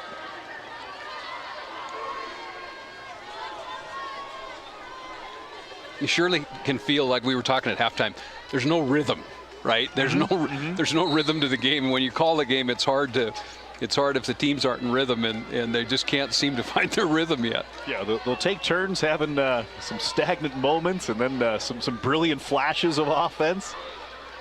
But we'll see if the second half was a little bit cleaner. Gage Norsling with the reverse. And that's his guy, Royce Robinson. He tried to pass it, but it's going nowhere. He takes a little bit of a bump.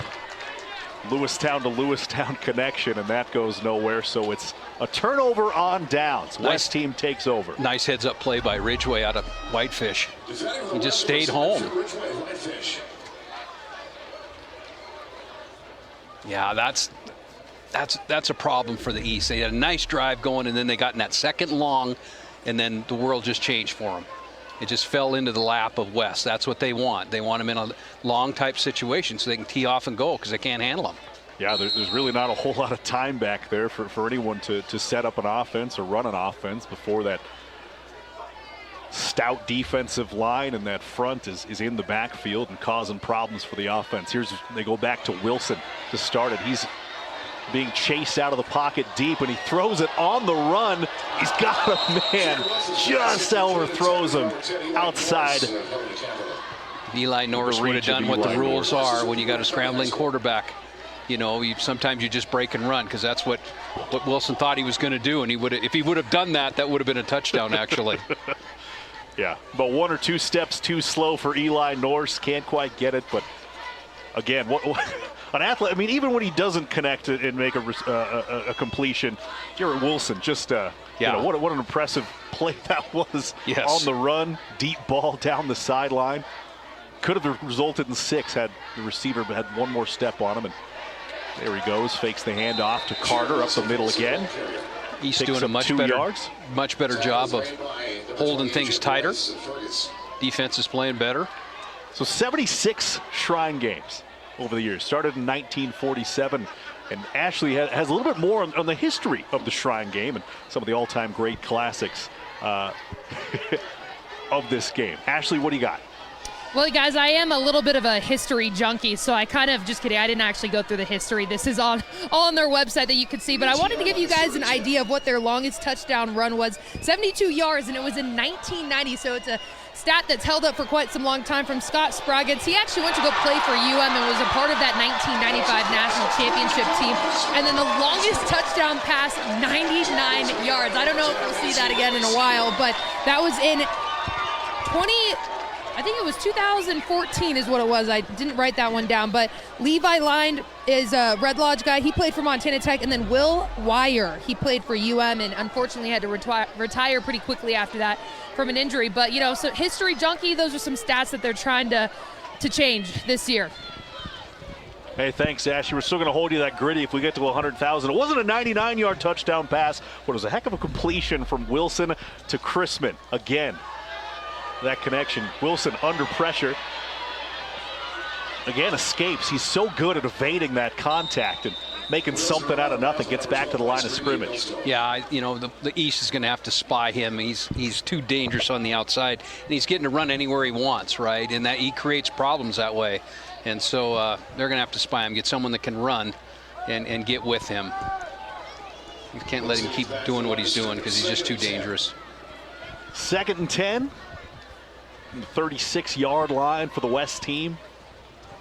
Yeah, Wilson just so dangerous. And he's got... Plays with a lot of confidence.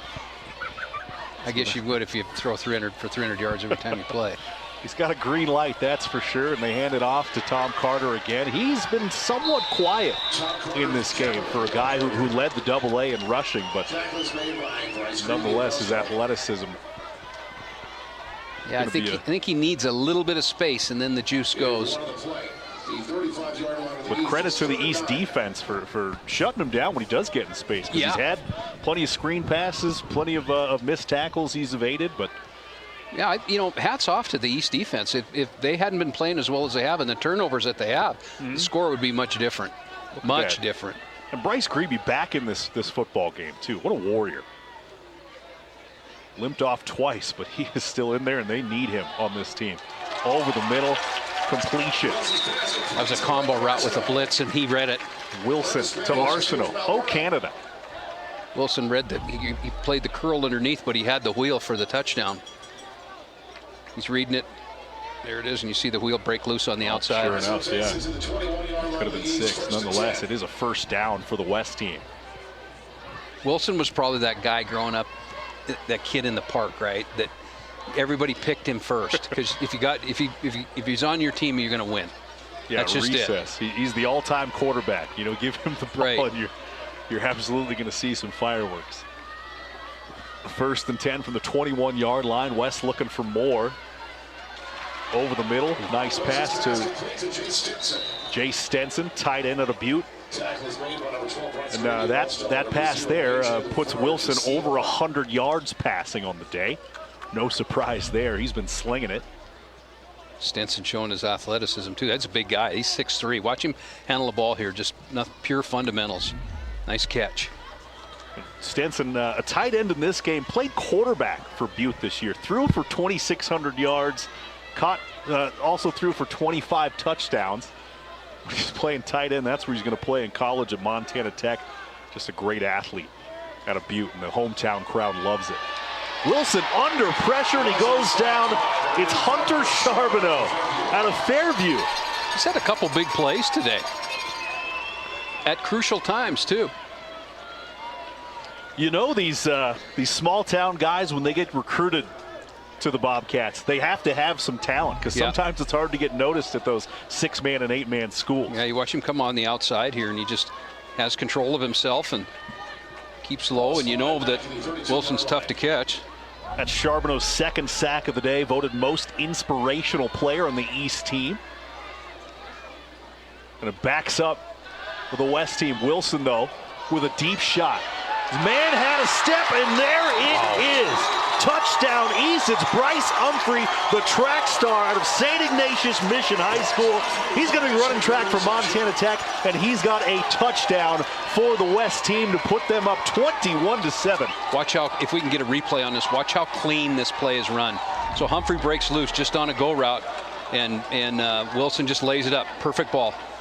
Absolutely perfect. In stride. Wow. When we say there's talent on the field, there's talent on the field.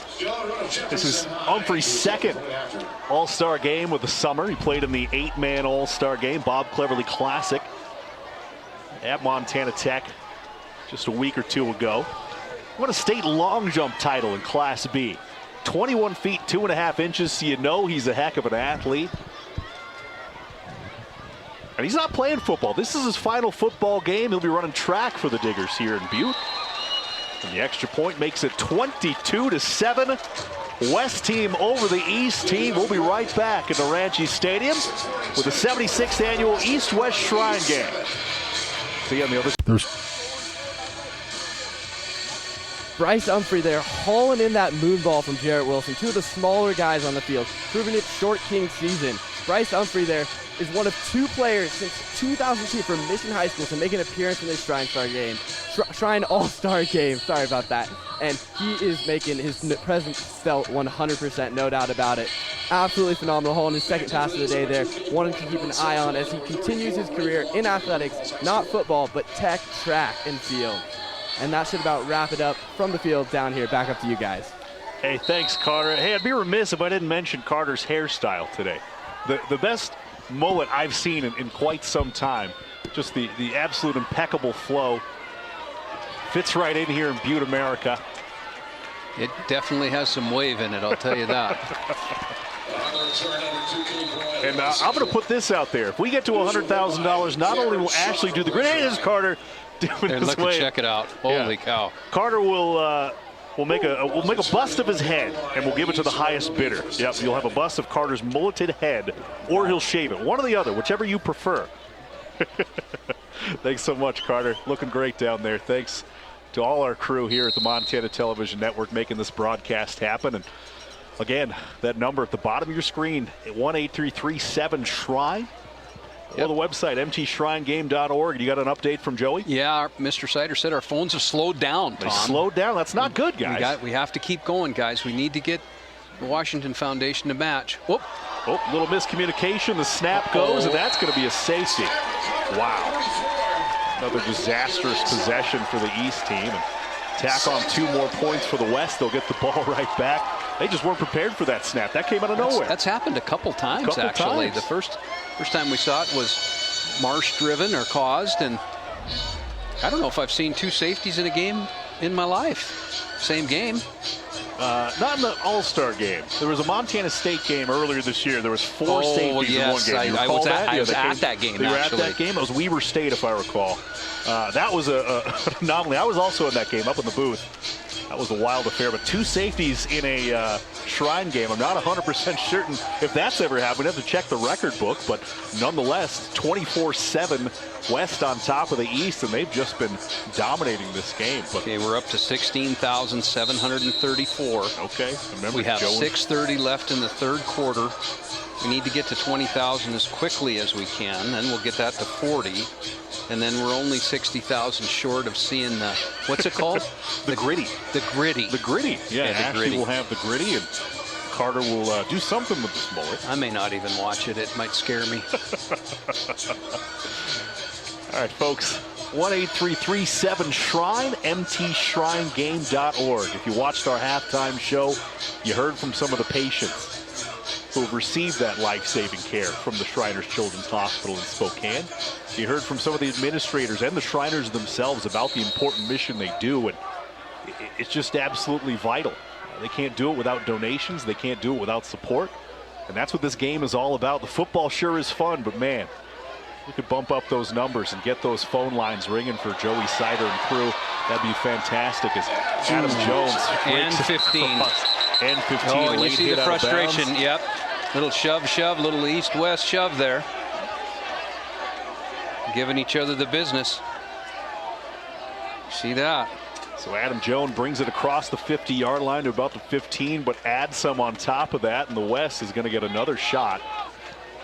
Yeah, this is not calling your own fouls. Like I said, I've watched these games, and you know, in Montana, we know how to play the game. And whether it's for the Shrine game or the state championship, you better be strapped up.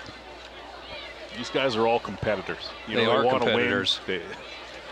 On that east sideline and the west sideline, you know, they don't want to lose. They want to be in a situation like this. But a little frustration on the east, 24-7. I would imagine so. Yeah. That'll be plus 15. Could even be an ejection. See what they call here. There's a conference of officials. Yeah, I think that's what they're deciding whether. It's pretty egregious. There you see A.J. LaFerge coming in there with a late hit out of bounds on Adam Jones. That's when the extracurriculars started, so they're talking about what to do in this situation. It's certainly going to be a penalty on the East team, but there was so much pushing and shoving on the outside, you never know what the outcome of this is going to be.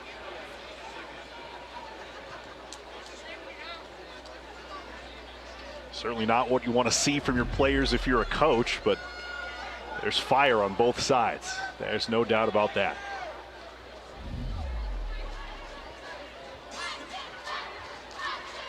Sorted out here. All-star crew of officials too. I think it's been a well-officiated game. Oh, it's been very well. You know, it's in fairness to both teams. You know, 5 days of practice. You're practicing 3 times a day. Your legs aren't even really under you when you come to play. You know, and that's one of the things that's concerning. Is it takes at least it takes a while to get into shape, and these guys keep themselves in good shape, but they get a little bit leg weary. And yeah, outside of the Class B and 6-man and 8-man all-star games, most of these players haven't played a down of football since November last fall. And here it is June of 2023, and they're a lot of months off. They do their best they can in the time they have. 3 practices a day for a number of days. You can do a lot, but it's still, getting the flow of the game and getting into the groove on the football field is difficult. I think there were 3. I think if I read that right, I think there were 3 personal fouls on either side, offsetting penalties, and then 1 that went against East. I don't know. There was a lot of arm movement there. I don't see any ejections, so I think it's just. I can't imagine if you get kicked out of this game, you don't get to play another. You can't play another All-Star game. That's it. Yeah, I bet you can't even. If someone asks you to play in the park, you got to sit that one out too. Yeah, those Thanksgiving games coming up in you'd November. Have to sit out the Thanksgiving game with your family in your backyard. Yeah, you can't play. Yeah, at least a quarter. Right. Or 2, but the net result of all that Unless you're on Mom's team, and then if you're on Mom's team, then she might trump everything and just say, "Yeah, you're out. You get to play. I'm letting him play." Because Mom's rules, that's it. So after the return and the barrage of penalties, it's West ball, 1st and 10 on the 35-yard line. Patrick Duchesne back in the ball game at quarterback, hands it off to Adam Jones, who delivered that return, and he scoots ahead on the sweep for 7 yards, bring up 2nd and 3. He just runs effortlessly. Jones was at about 50 yards rushing at halftime, so got to believe he's approaching the 100-yard mark. He's packed the mail for him tonight, that's for sure. Carter got a lot of touches early, not many lately, but Jones is packing the mail, as they say, Tom. Jones been the feature back in the mail pounding the rock.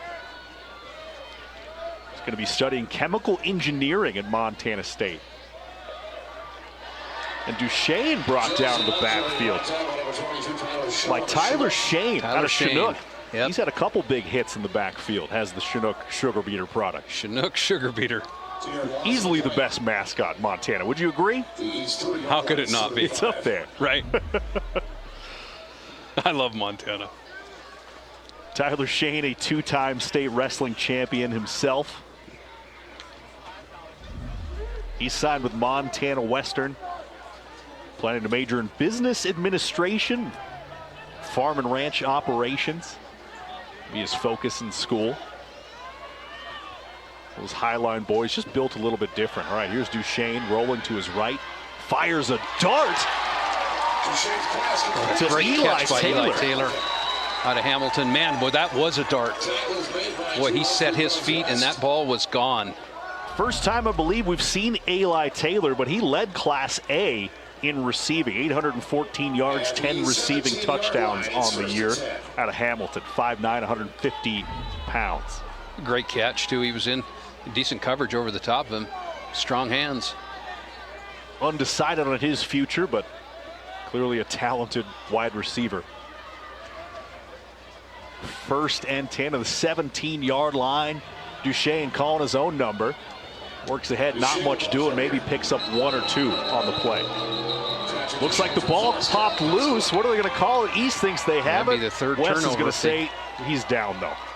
So West retains the ball.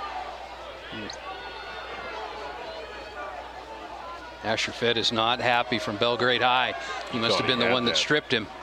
I don't know if we got a replay and we can see this, or TV crew's been great. Guys in the truck, thank you. Yeah, all-star crew. It is an all-star crew. Wow. I want to thank the folks behind the scenes, James Rafferty, Greg Heinzman, Drew Shiner out in Kansas City. Running the boards. It's been a lot of fun working with these guys this week, getting ready for this broadcast. My buddy Joe Sider, 18,245. We're getting there. Come on, guys. So closer, guys. We're less than 2,000 away from hitting that $20,000 mark, and then the Dennis and Phyllis Washington Foundation is going to match that, and that'll put us a long way towards that $100,000 mark. We're looking forward to get Ashley to Gritty, get Carter to shave that mullet. What else? You tell us. You text us. You text Joey. You call up that number. Let us know what you'd like to do or what we want to say. 337 Shrine. 18337 Shrine. Gets us closer to where we need to be. We are not above giving shout outs. If anyone's got a birthday or anything, just call that number. Donate a little money. Anything helps, folks. It can be little, it can be a lot. Tom's mom even called in, donated. Thanks, Tom's mom. Appreciate you, Mom. Appreciate that. All right, timeout. West team, they're going to talk about this. 3:37 left in the third quarter. We're going to take a quick commercial break. The West team leading 24-7 in the 76th annual Montana East-West Shrine game. We'll be right back at Naranche Stadium after the break. And we're back at Naranche Stadium with the West. Second and 1 from the 8-yard line, looking to add to their 24-7 lead in the 76th annual Montana East-West Shrine game. First time we've seen West in the I formation. Now power package there for West. They handed it to Straight Tom ISO. Carter. Little hesitation, but he's going to be brought down. That's Tyler Shane yet again. He's had a heck of a day for that East off defense. He really has. He's been a gamer for them. Shane went 41-0 on the wrestling matches as a senior, undefeated. 41-0. 41-0, two-time state champion. Did you ever wrestle? No. I like my ears too much. We talked about that earlier. With bad ears, but it's as close to death, I think, as it taps into the lowest percentages of your body left. I have so much respect for wrestlers and what they do, because it's just you out there. You know, there's no one you can rely on. It's pass or fail, win or lose, and it's all on you. The snap is bobbled by Duchesne.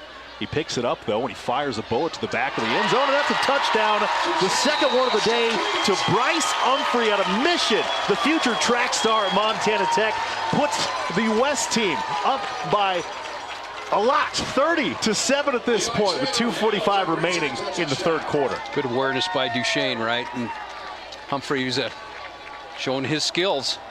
That was Eli Taylor, rather, number 12. My apologies.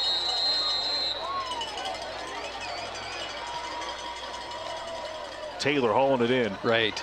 That's his second Nice catch of catch. the day, and it goes for a touchdown.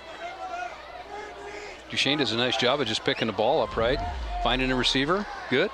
It's just one of those things, making something out of nothing. Could have been a disaster. The ball's on the ground. East couldn't get to it, and Duchesne picks it up and finds his man wide open in the middle of the end zone.